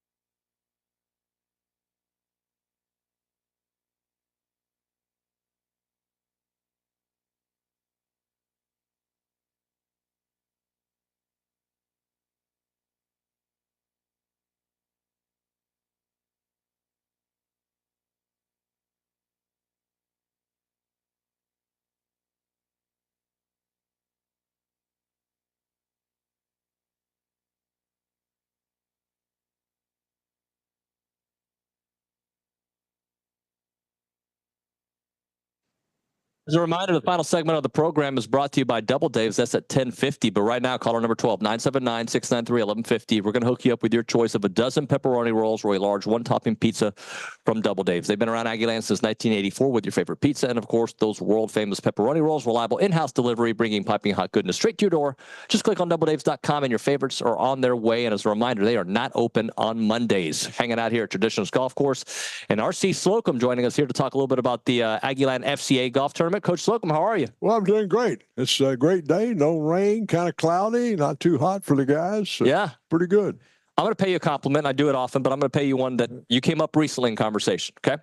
Okay. We are hiring a staff of interns right now. We're in the middle of the process, and our team here will tell you, I use you as the example of being a leader that I want to be and Billy wants to be later on in life. When people talk about me 20 years from now, I want it to be with the same zest and passion that all your former players still talk about you. Well, You set such a great example. That's the most important thing to me. I mean, all the championships, the rings, the watches, all that stuff is good. But at my stage in life, the most meaningful thing to me is those young men that I coached and how they turned out as people. Right. I'm very proud of them. There's seldom a day that goes by that I don't hear from one of them, either by call or text. And it's really, to me, that's why I coached. I had coaches play a huge role in my life. Yeah. And polished on me. I had a chance to go to college, be the first in my family to go to college because of a scholarship. And now I see guys like Risman Webb and Ty Warren who got to be the first in their families to go to college. And then last December, their two daughters were here getting their Aggie rings. So it's the second generation of that thing. And I lived that experience. So that's I appreciate your comment, but that's very meaningful to me. When I was sick, every day I'd get calls from Dat Wynn and Bucky and Fred Caldwell and guys that just calling to lift me up. And it really was encouraging when you're going through something like that. The support of your family and friends really means so much. And it kept me positive through the thing. And thank the Lord, I'm here today. Well, I also got to ask you, like, what are you doing, dude? You look amazing. How do you look better? Like you I know you play a lot of golf. I know your relationship with the Lord, and that's part of the reason you're here with the FCA. What do you do to look so good and act so good? I try to stay very active, and I tell people, as you age, I don't want to be one of those that just sit around wait for the train to come pick me up. I used to tell those players, if you're in the game, play hard. Yeah. And so I'm still in the game, and I'm trying to play hard. So I go out and play and stay busy, and it's really life's been good, and I'm thankful. I tell people I'm in overtime now. I think I've gone beyond my regular game time, but the good Lord has provided me with overtime, and I'm trying to make the best of it. I've done I do quite a bit of speaking and appearances and.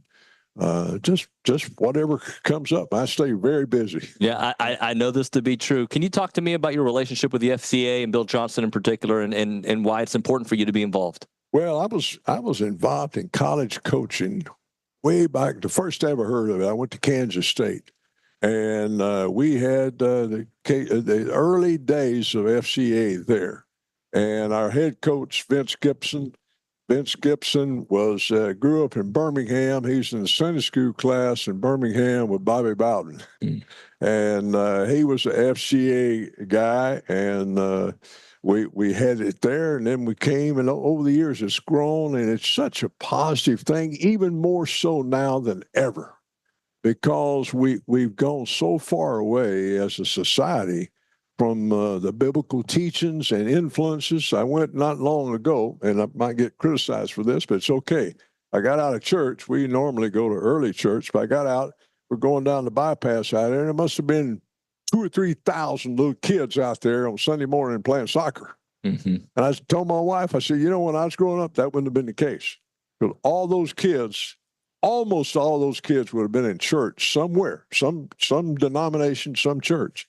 And I really believe that having a positive influence, those values that you get from that background, I think helps young kids. It gives kids some support.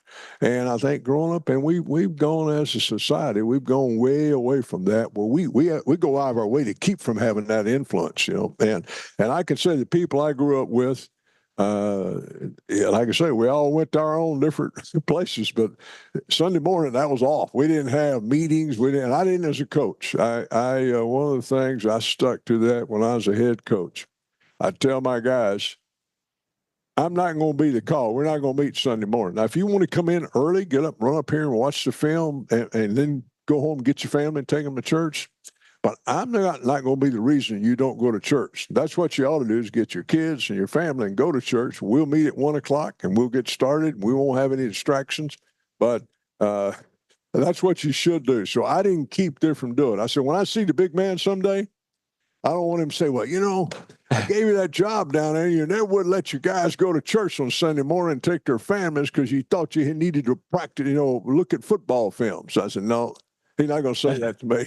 And I told them, I said, it's up to you. You're going to make the call, but I'm giving you the opportunity. And fortunately, most of my guys did that. Coach Slocum, we have a minute left. Let me just ask you this. You've been around long enough to know these things with Texas. There's a cycle to it, right? Like we have our good days, our bad days. In 24 and 25 has not been good against Texas. Right. But you know things can change quickly.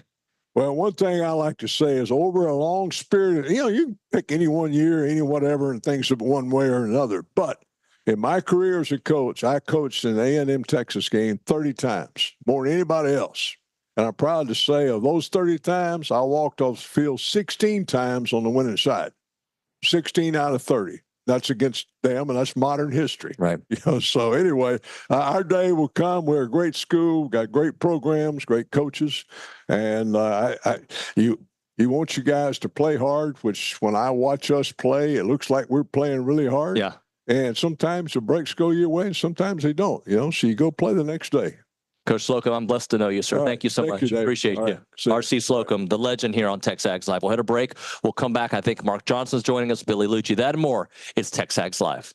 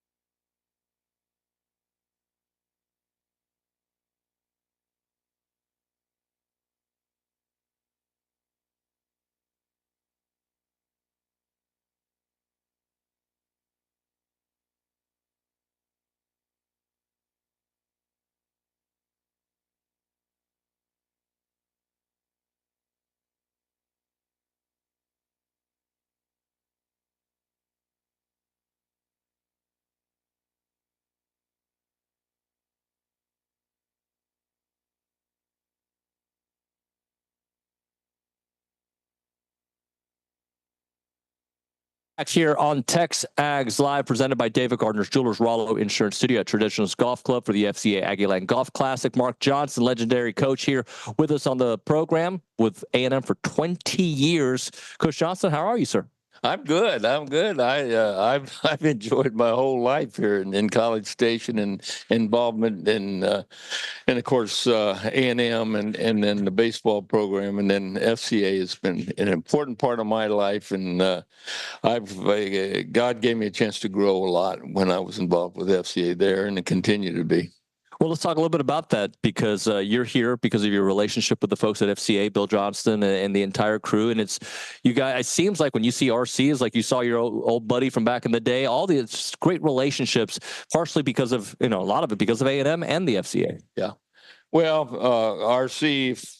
Obviously, he was there when I at A&M, so he and I struggled through athletics for a while, and sometimes they liked us and sometimes they didn't. So it was a lot of fun. It was a great experience, and RC was just a great person to hang out with. But so I enjoyed all of it. But Fellowship of Christian Athletes was critical in my life, and I got involved with it. I kind of got one started when I was coaching at University of Arizona. Mm-hmm. And Jerry Kendall was the coach there and the head coach, and I was the assistant coach.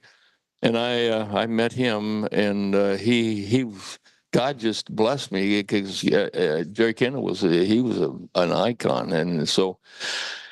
But it grew through there, and then Mississippi State, and then here, involved all the time with FCA, and I was blessed in so many different ways. But Bill's done a great job here, and as you can, he's brought in people here that have done a good job of helping him keep the FCA going, and a lot of young people have been touched by his efforts to get them involved with FCA and involved with God and their association with Christ.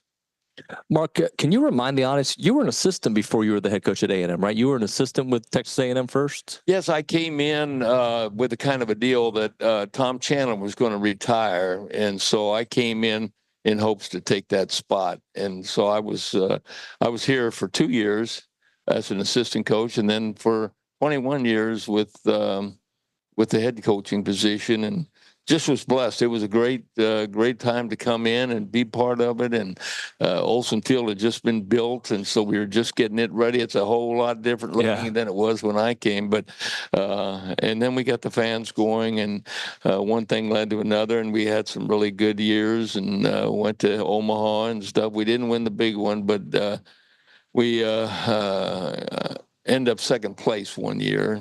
But anyway, I was blessed to be a part of this community, and as well as FCA. But this community has supported Fellowship of Christian Athletes all along. Yeah. No problems, and of course the school system keeps growing, so we keep adding people onto our staff. But Bill's made some great decisions of people to hire and things, and it's God-led. I mean, you look at it, and it's really special, and it's very, very active in the community.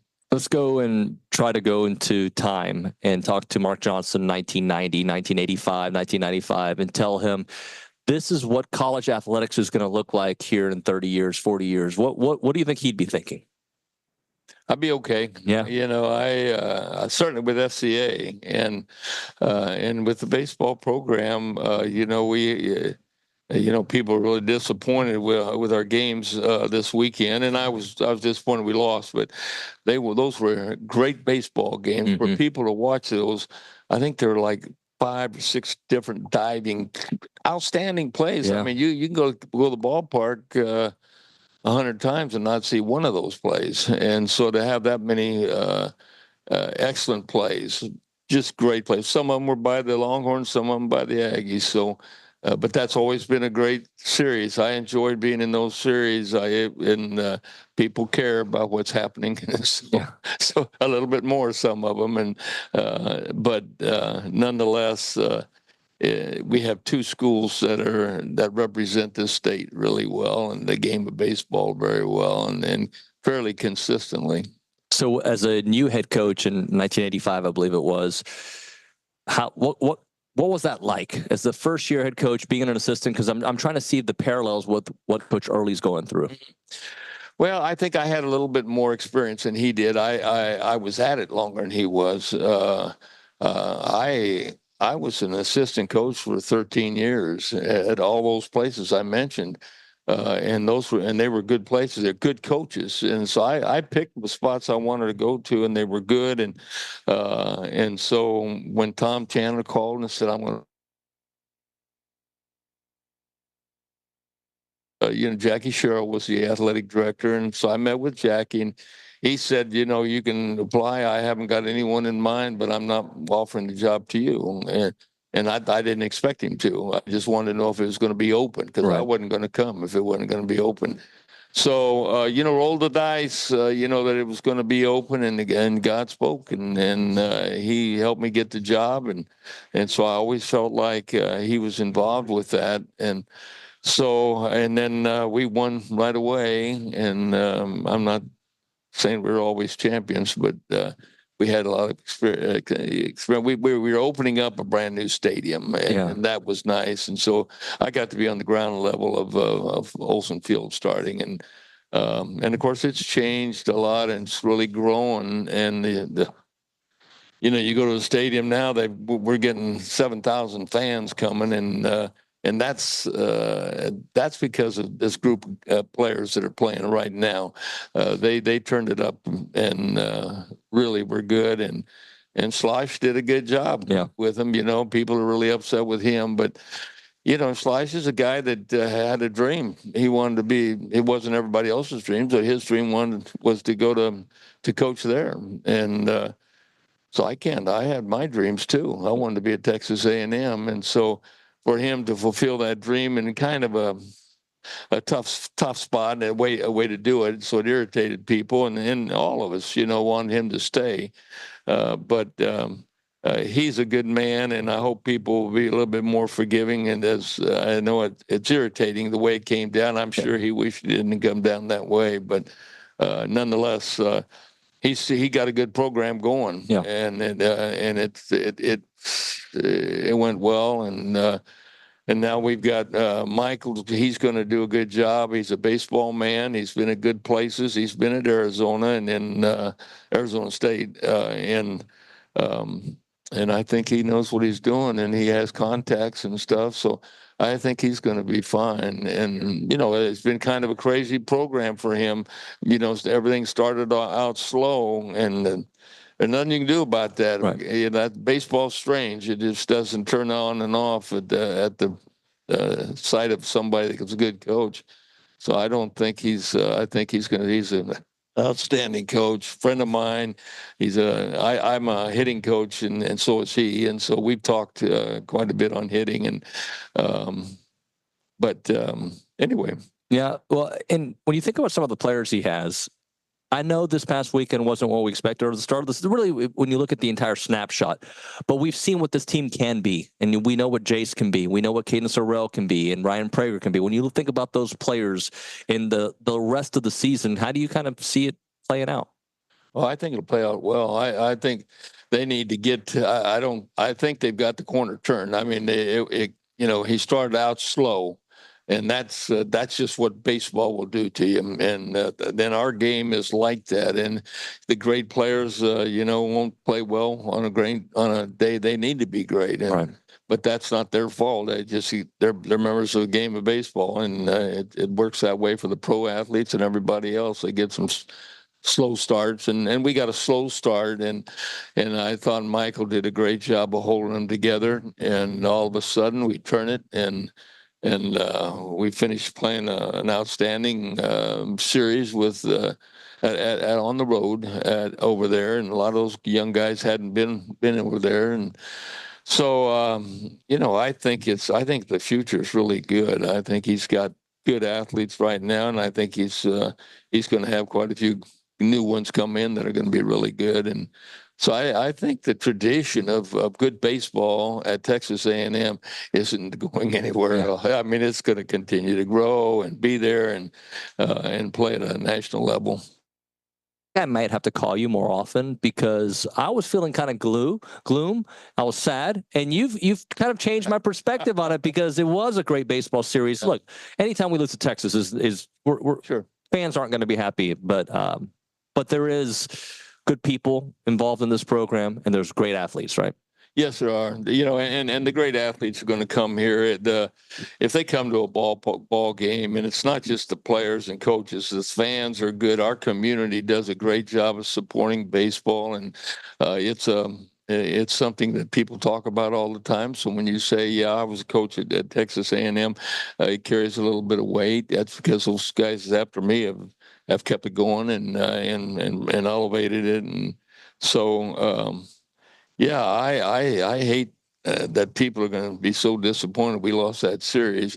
We lost 3 games by 1, and you know that's a hiccup. That could happen anywhere, and it could be the difference. Thing is, the athletes they got to have a short memory and stuff. And I told Michael earlier on, you know, that just don't flinch. You know, just keep playing, and don't let your guys flinch. And you know, he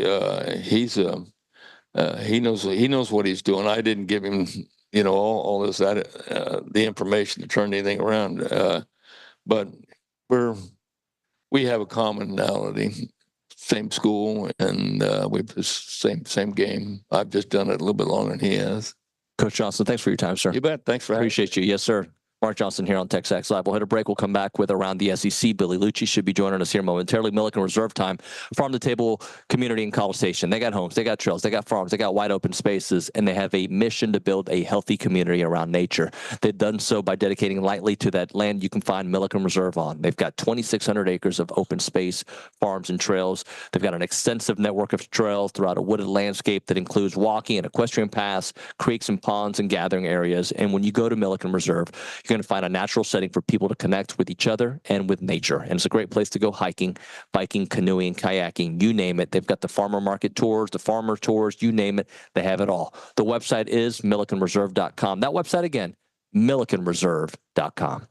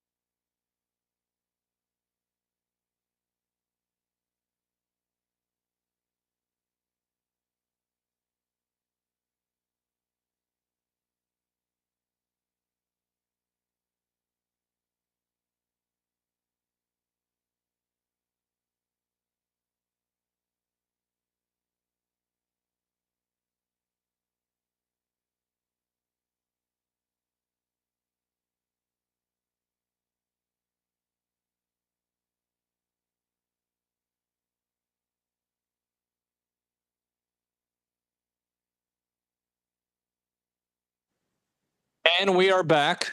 TexAgs Live, presented by David Gardner's Jewelers, Rollo Insurance Studio, FCA Aggieland Golf Classic here at Traditions Golf Club. Billy Liucci with us now. We talked to him for a few minutes in the first segment. Billy, I'm just going to say this to start us off.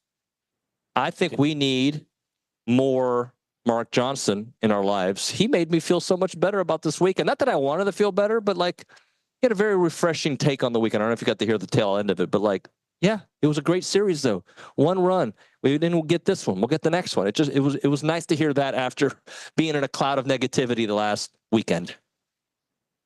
I think you need counterpoints like that after weekends like that, for sure. And from someone that's been there, done that a million times and has won more than his fair share of games against that program. People will not want to hear that. But he's right. But at the same time, to me, like today, like that answer lies somewhere in between, because that was such a unique set of circumstances, right? Like that was, there's three things about that makes this very unique and makes the losing to them even less palatable than it normally is. Number one, you're fighting for your postseason lives. And like I said earlier, there was nothing I saw this weekend that made me go, if this team gets into the tournament, it doesn't matter because they can't do anything. Like nothing I saw made me feel less bullish about the chance of advancing to the second weekend into the Supers and maybe further. Like we don't want to hear this. Texas is number one. Yeah. They are a great baseball team right now that really believes. Do I think they have some flaws? And I'm saying I think Omaha will be several teams that can win it, including them. Yes, I don't think they're like a standalone, but their record is unprecedented in this league at 19-2. They just win. And again, like this is not something to sit here and say, well, you know, you lost to a great, no, but they are a great team, whether you like it or not. And Texas A&M, just from being there and seeing the other results, and teams have beaten Texas in Austin, is the number 1 or 2 that they've lost at home this year. But the Aggies played them their best series of the year. And there's no moral victory in that.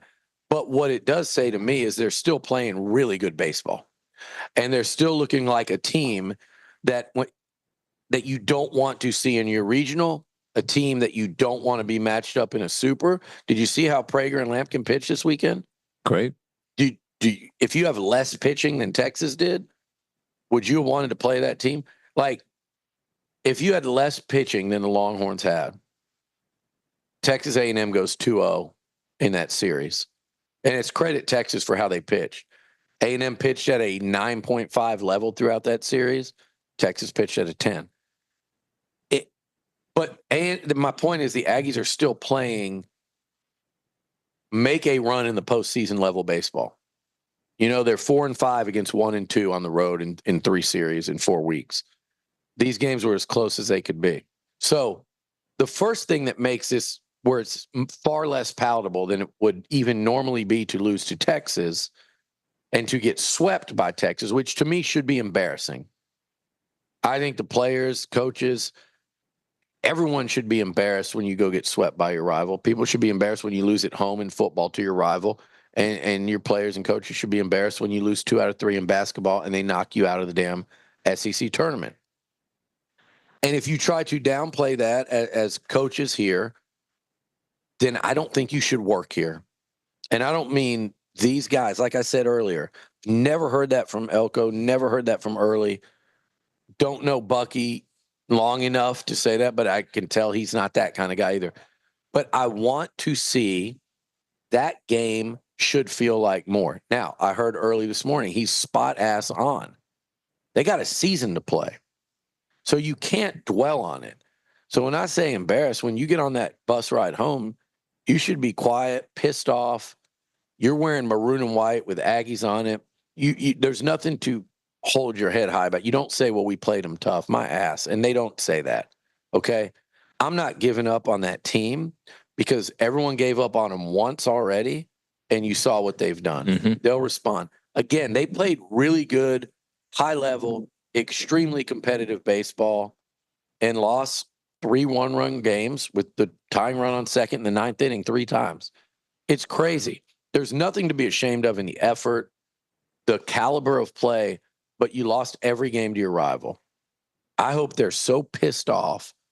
But you got to get it together. Like Early said, you've got they got to win a series this weekend against another great baseball team in LSU that's coming in real hot. And I don't know what it is, but you better figure out how to win too. Well, guess what? They figured it out against Tennessee. They figured it out against Arkansas. They couldn't quite figure it out against Texas. That's a credit to Texas having a red hot team come in there and a rival. And look, they executed just a little bit more, just that much more each of the 3 days. It's credit to them, but A&M needs to shake that off and be ready for they need to win a series against LSU. So number one is you're on the ropes to get in. You needed a win this weekend to kind of maintain that path. And then in hindsight, if you're those guys in that locker room, in that clubhouse, you're like, we had 3 chances. Like, they've got to be feeling like we could have swept them. If I'm an athlete, that's how I'm feeling riding home. Like, how did we just get swept? Because if you're competing in those games, you had to have felt like we could have won all 3 of them. So that's number one, is that we know they can do damage in the postseason. We saw it again this weekend, even in losing, that they are going to be an incredibly tough out for anyone in this tournament. But you got to get there. So that hurt badly, losing 3 in your quest to get there. Do I think they'll get there? Yes. But it's not going to be easy. They might get there winning 1 against LSU, 1 against Georgia, and sweeping Missouri. You don't want, like I said earlier, you don't want to play that game. David, the second part of it was it's the whole slosh thing. And we've talked that up, down, and around. That is the last person you want to lose to. That is they're number one. That adds to it. Yeah. And so there was that emotional component to it, and you didn't get one.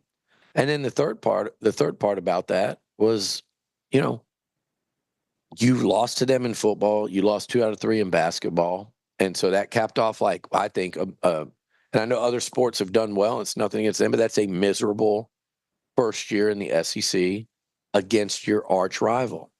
And don't downplay that is your arch rival. I was there.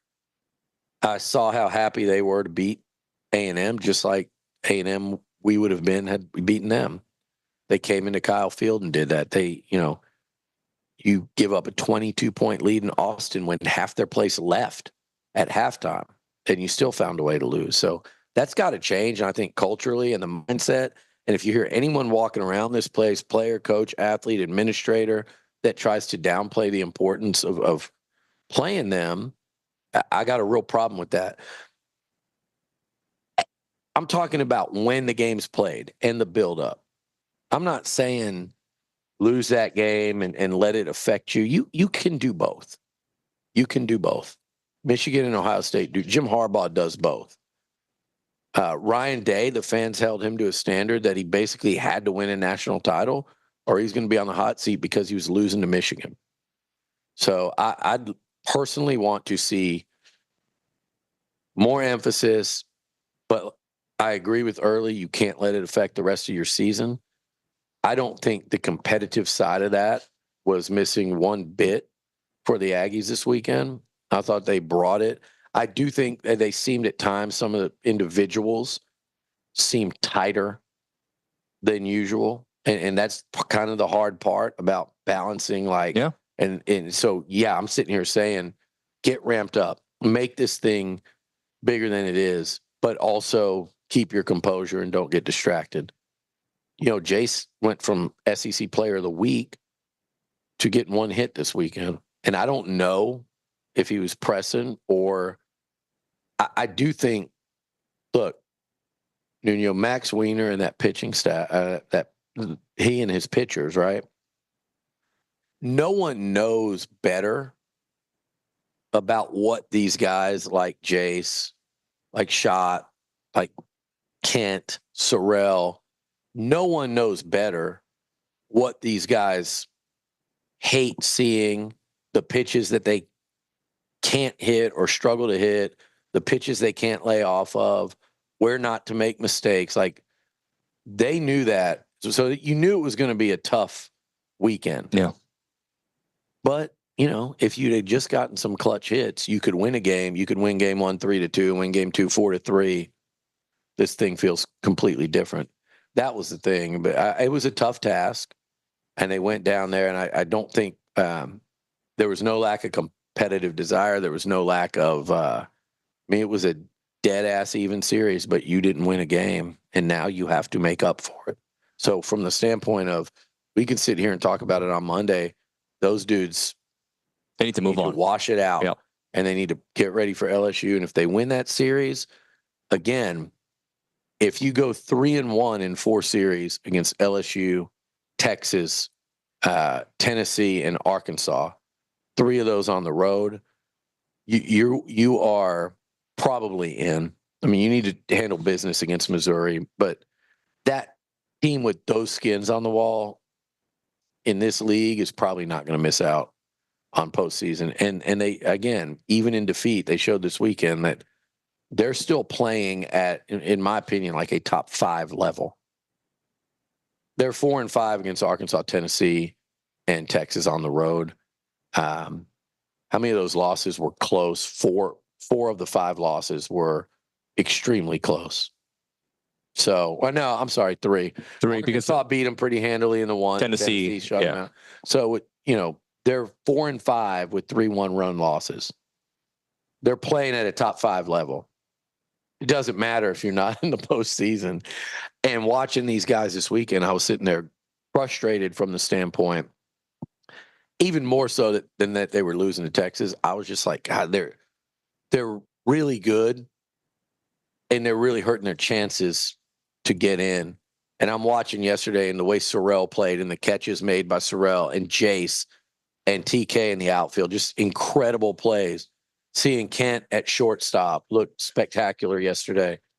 And I'm watching those certain guys start hitting, and Hensler just missing a grand slam, and Bear driving 2 to the warning track and looking like he's getting back to feeling it. And the way Sorrell played, and Kent really roping about 3 outs in the last 2 games. You're going, these dudes are, you know, they're still playing really good, and they still have a chance to do something pretty special this year. But you got to earn that chance. And they dug themselves such a deep hole early that they couldn't afford what happened this weekend. So now they got to make up for it somewhere else. All right, we'll hit a break here. We're broadcasting live from Traditionals Golf Course as we continue on with the FCA Aggieland Golf Classic. Right now, we're talking Daily Company, a family-owned, licensed, and insured business that offers HVAC, electrical, plumbing, and generator services available 24/7. Their HVAC repairs include thermostat repair, refrigerant leaks, furnace failures, and seasonal tune-ups, plumbing. They take care of leaks, clogged drains, water heater installation, maintenance to keep those pipes in great shape. Also, electrical wiring, outlet repairs, upgrades for safety and efficiency, and generator repair, maintenance, and installation to ensure that you are prepared for power outages. They serve College Station, Houston, and Austin. They have upfront pricing with no surprises. Contact the Daily Company at 979-2060-2020. That's 979-260-2020. Or visit them at GoDaily.com, DAILEY, to experience the difference, the daily difference.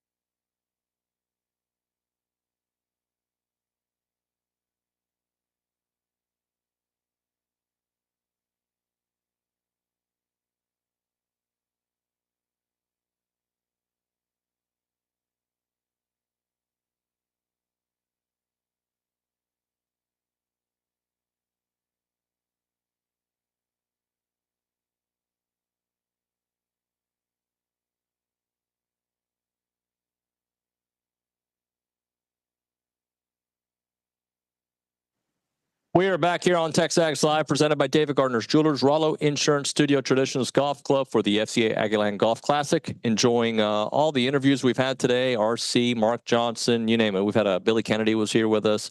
It's been a fun show. Jarrod Penright was here with us. I saw that. Yeah, that dude is big.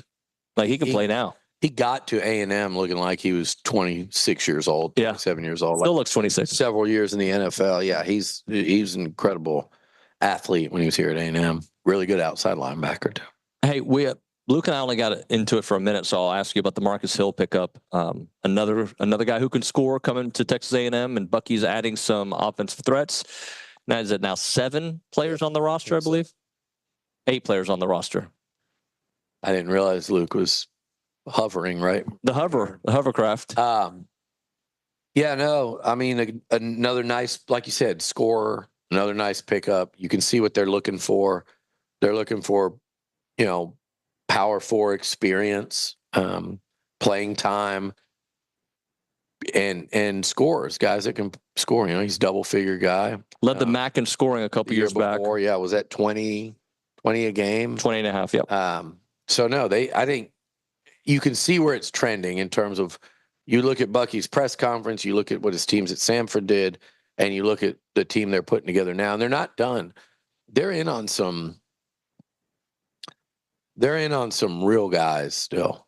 And, it's been openly talked about elsewhere nationally, like Rylan Griffin, the former Alabama and Kansas Jayhawk. And then, I don't think, unless something's happened yesterday when I was traveling, Federico's still out there. I think that one's for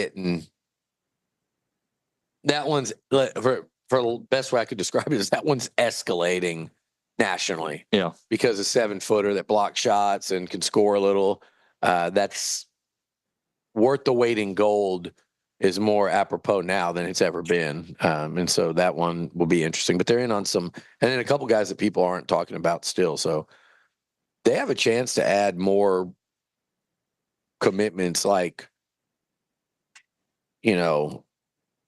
Miles and like Mbaka, where everybody kind of goes, oh, I didn't think they were going to end up at A&M. There's a couple more opportunities like that out there for them too. So don't be surprised if it happens. Yeah, but I think they still need some bigs, right? Like if I'm looking at the roster, there's some bigs. So, but guard wise, they've got themselves a nice, more than a trio. They've got some dudes. They got a guy who can come off the bench and score. They got who plays the great defense. They've got different types of scores. So one thing I noticed, and I'm curious how things will change with Mark Hill, is his 3-point shooting was only 20.5 last year at NC State. I don't know how it's translated at other stops, but I'm curious how that translates here. So, yeah, I am too. I mean, obviously, if they're going to shoot like Bucky talks about, and they're going to shoot, essentially, I'm oversimplifying, but threes and layups, you'd want to see that percentage go back up. That looks more like the percentage, we're used to seeing around here, not what we are expecting to start seeing. All right, so let's wrap up NFL draft and undrafted free agents who signed. I got a list of what I think it looks like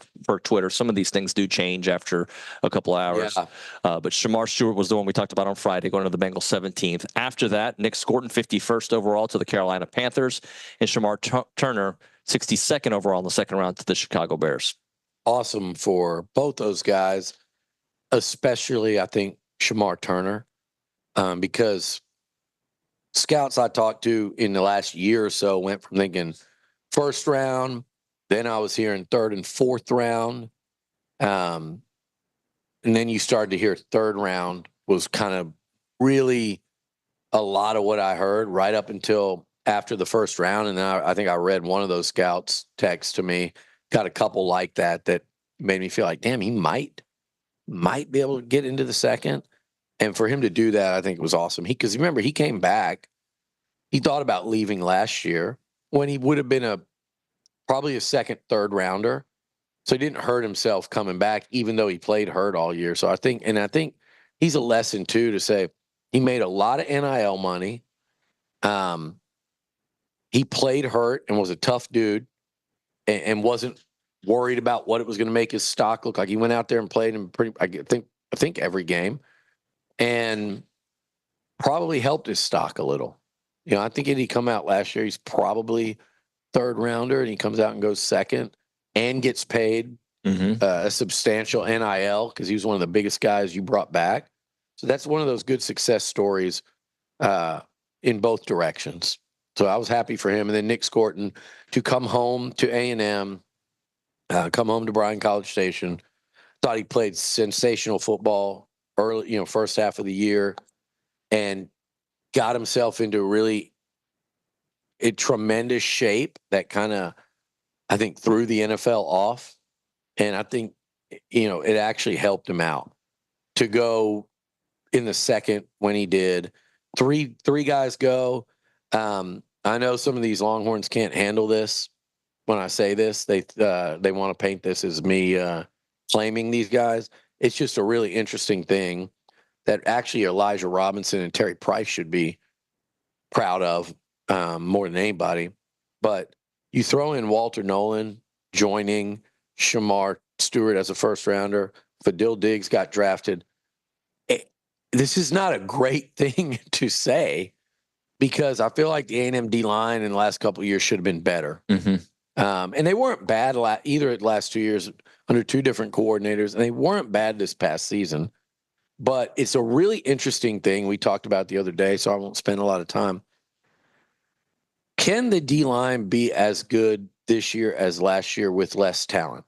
Because I don't care what you say about these guys that we can and should be excited about. They're not going to go. You're not going to have three of them go in the first and second round.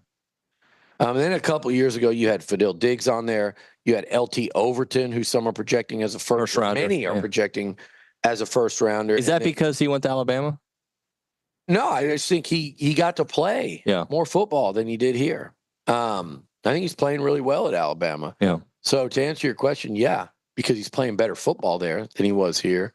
And look, he wasn't that big a factor here to where I don't think A&M bent over backwards to keep him. And maybe that was a mistake. I don't know. Maybe he fits better in Bama's, defense. But Overton, I've heard Texas is behind the scenes pushing really hard for a guy like, and I guess he didn't go in, but Anthony Lucas at USC, and former Aggie. Who knows what will happen with Malik Silla? Who knows what will happen with Gabe Brownlow-Dindy? But just already, you've got five players that were playing on that defensive front 2 years ago in Maroon and White that got drafted. I guess four, because Scorton was just this year. Yep. You had four that got drafted, and then obviously with Nick this year. But yeah, the defensive front you'd think should be even more dominant than they were. But it also shows you it's got to be a whole defense. It's not just the D-line. You've got to have the coverage behind it. You got to have linebackers that fill and can scrape and make plays, on the perimeter and not get gashed up the middle. So they, and by the way, McKinley Jackson, what year was he? 2 years ago? Yep, 2 years ago. Yeah, McKinley was in there. So they've done a great job of recruiting D linemen. They've done a great job of developing them over two staffs. Because let's be real, it wasn't like Walter Nolan wasn't going to go first round out of here this year. Fadil Diggs played 1 year at Syracuse. His development was here. But just collectively as a unit, I guess the moral of the story is you can be exceptional at any unit on the field, any position group on the field. But if that side of the ball, if you're not surrounded by players, that's why football is the ultimate team game. It's just not going to matter. Right. And you look at that Aggie D line, and they did some nice things over the last couple of years, but they weren't able to, it didn't translate into A&M winning a bunch of football games. Let me read some of the undrafted ones, and if this has changed, Kay, let me know in my head. But Ja'Day Walker signs with the Chicago Bears, so he'll be teamed up with Shamar Turner there. Close to where he's from over there. That's exciting for him. Solomon DeShield signs a deal with the Colts. Trey Watson to the Kansas City Chiefs. BJ Mays to the Super Bowl champion Philadelphia Eagles. Jaden Hill got a minicamp invitation from the Giants. Shane Calhoun also from the Colts. And Moose Muhammad signs as a undrafted free agent with the Carolina Panthers, and there's ties there. That's a cool story. And if Moose you know, he's going to be close to home. He's going to get support from his family. I think in that building, he'll have a lot of support. I think it's such a great story. It'll give him an advantage if he proves worthy of taking it. Yeah. Moose is one I'm going to have really enjoy watching this offseason and see if he can reinvent. You know, he stayed here to get his degree. He stayed here to get that ring. He loved it at A&M. He went through a coaching change and didn't see much playing time this year and stuck through it. I hope it works out for him. I really do. He's a great personality, and when he come into TexAgs all the time, and I'll be pulling for him. The interesting ones to me, the most interesting ones you read, are BJ Mays with the Eagles.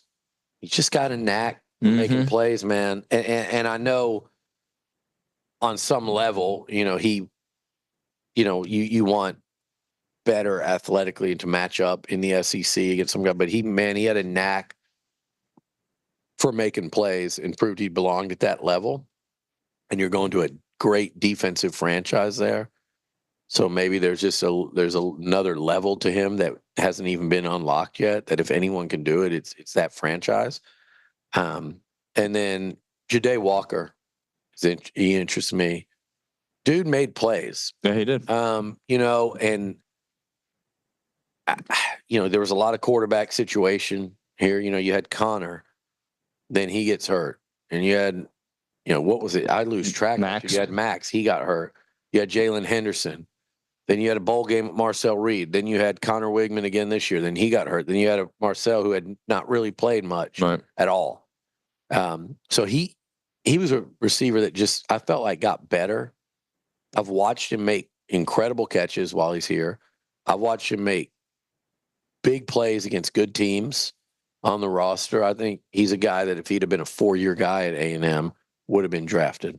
Yeah. All right, we'll hit a break here. We'll come back with a final segment here on TexAgs Live. Right now, though, we're talking about Brazos Valley Wheel Repair. If your wheels have been damaged by potholes, curbs, or medians, go see the experts at Brazos Valley Wheel Repair.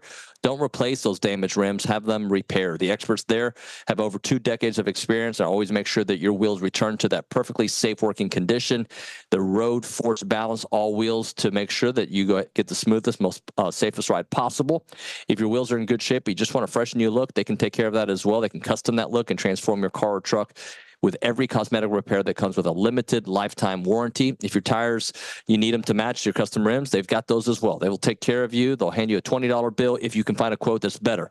Brazos Valley Wheel Repair offers interest-free financing as well. Check out the website, bvwheelrepair.com, or in person at 508 Burnett Street in Bryan. That's bvwheelrepair.com.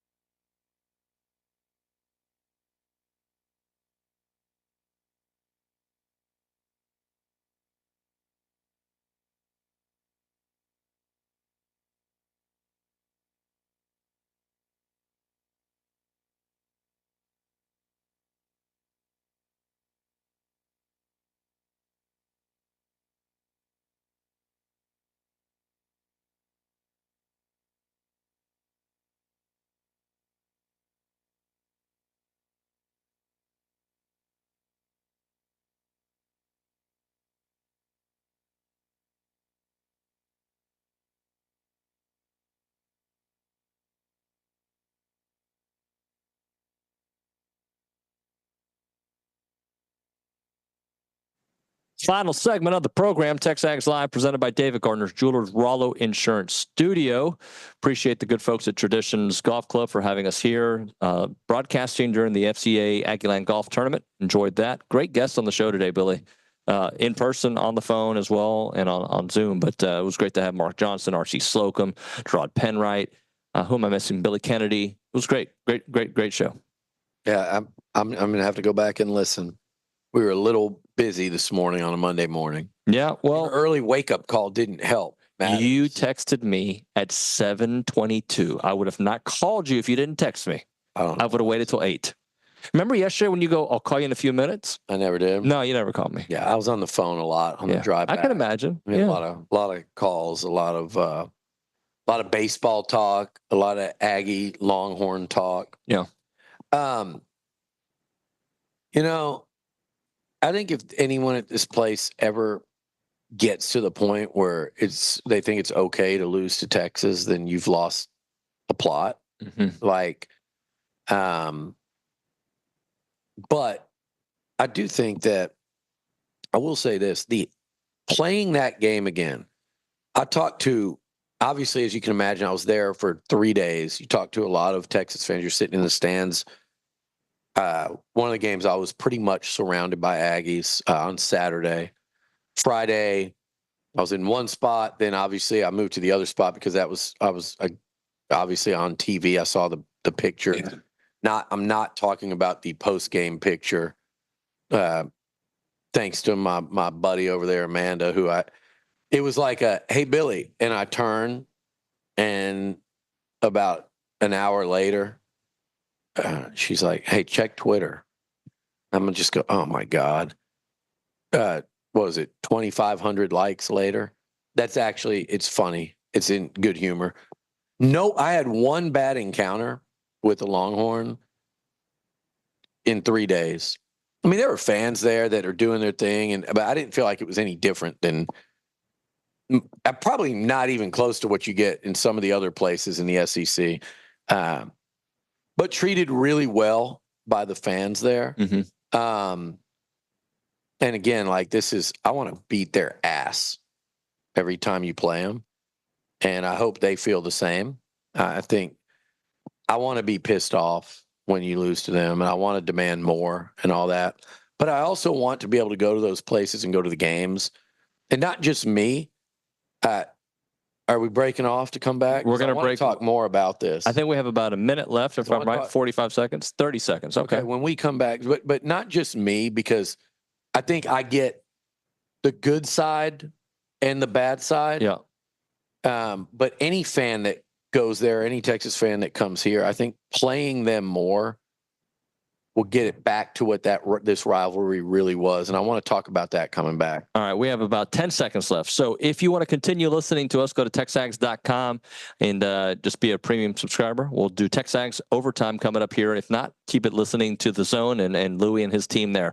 But we'll break for that, and we'll come back with TexAgs Overtime, brought to you by The Rogue Shop.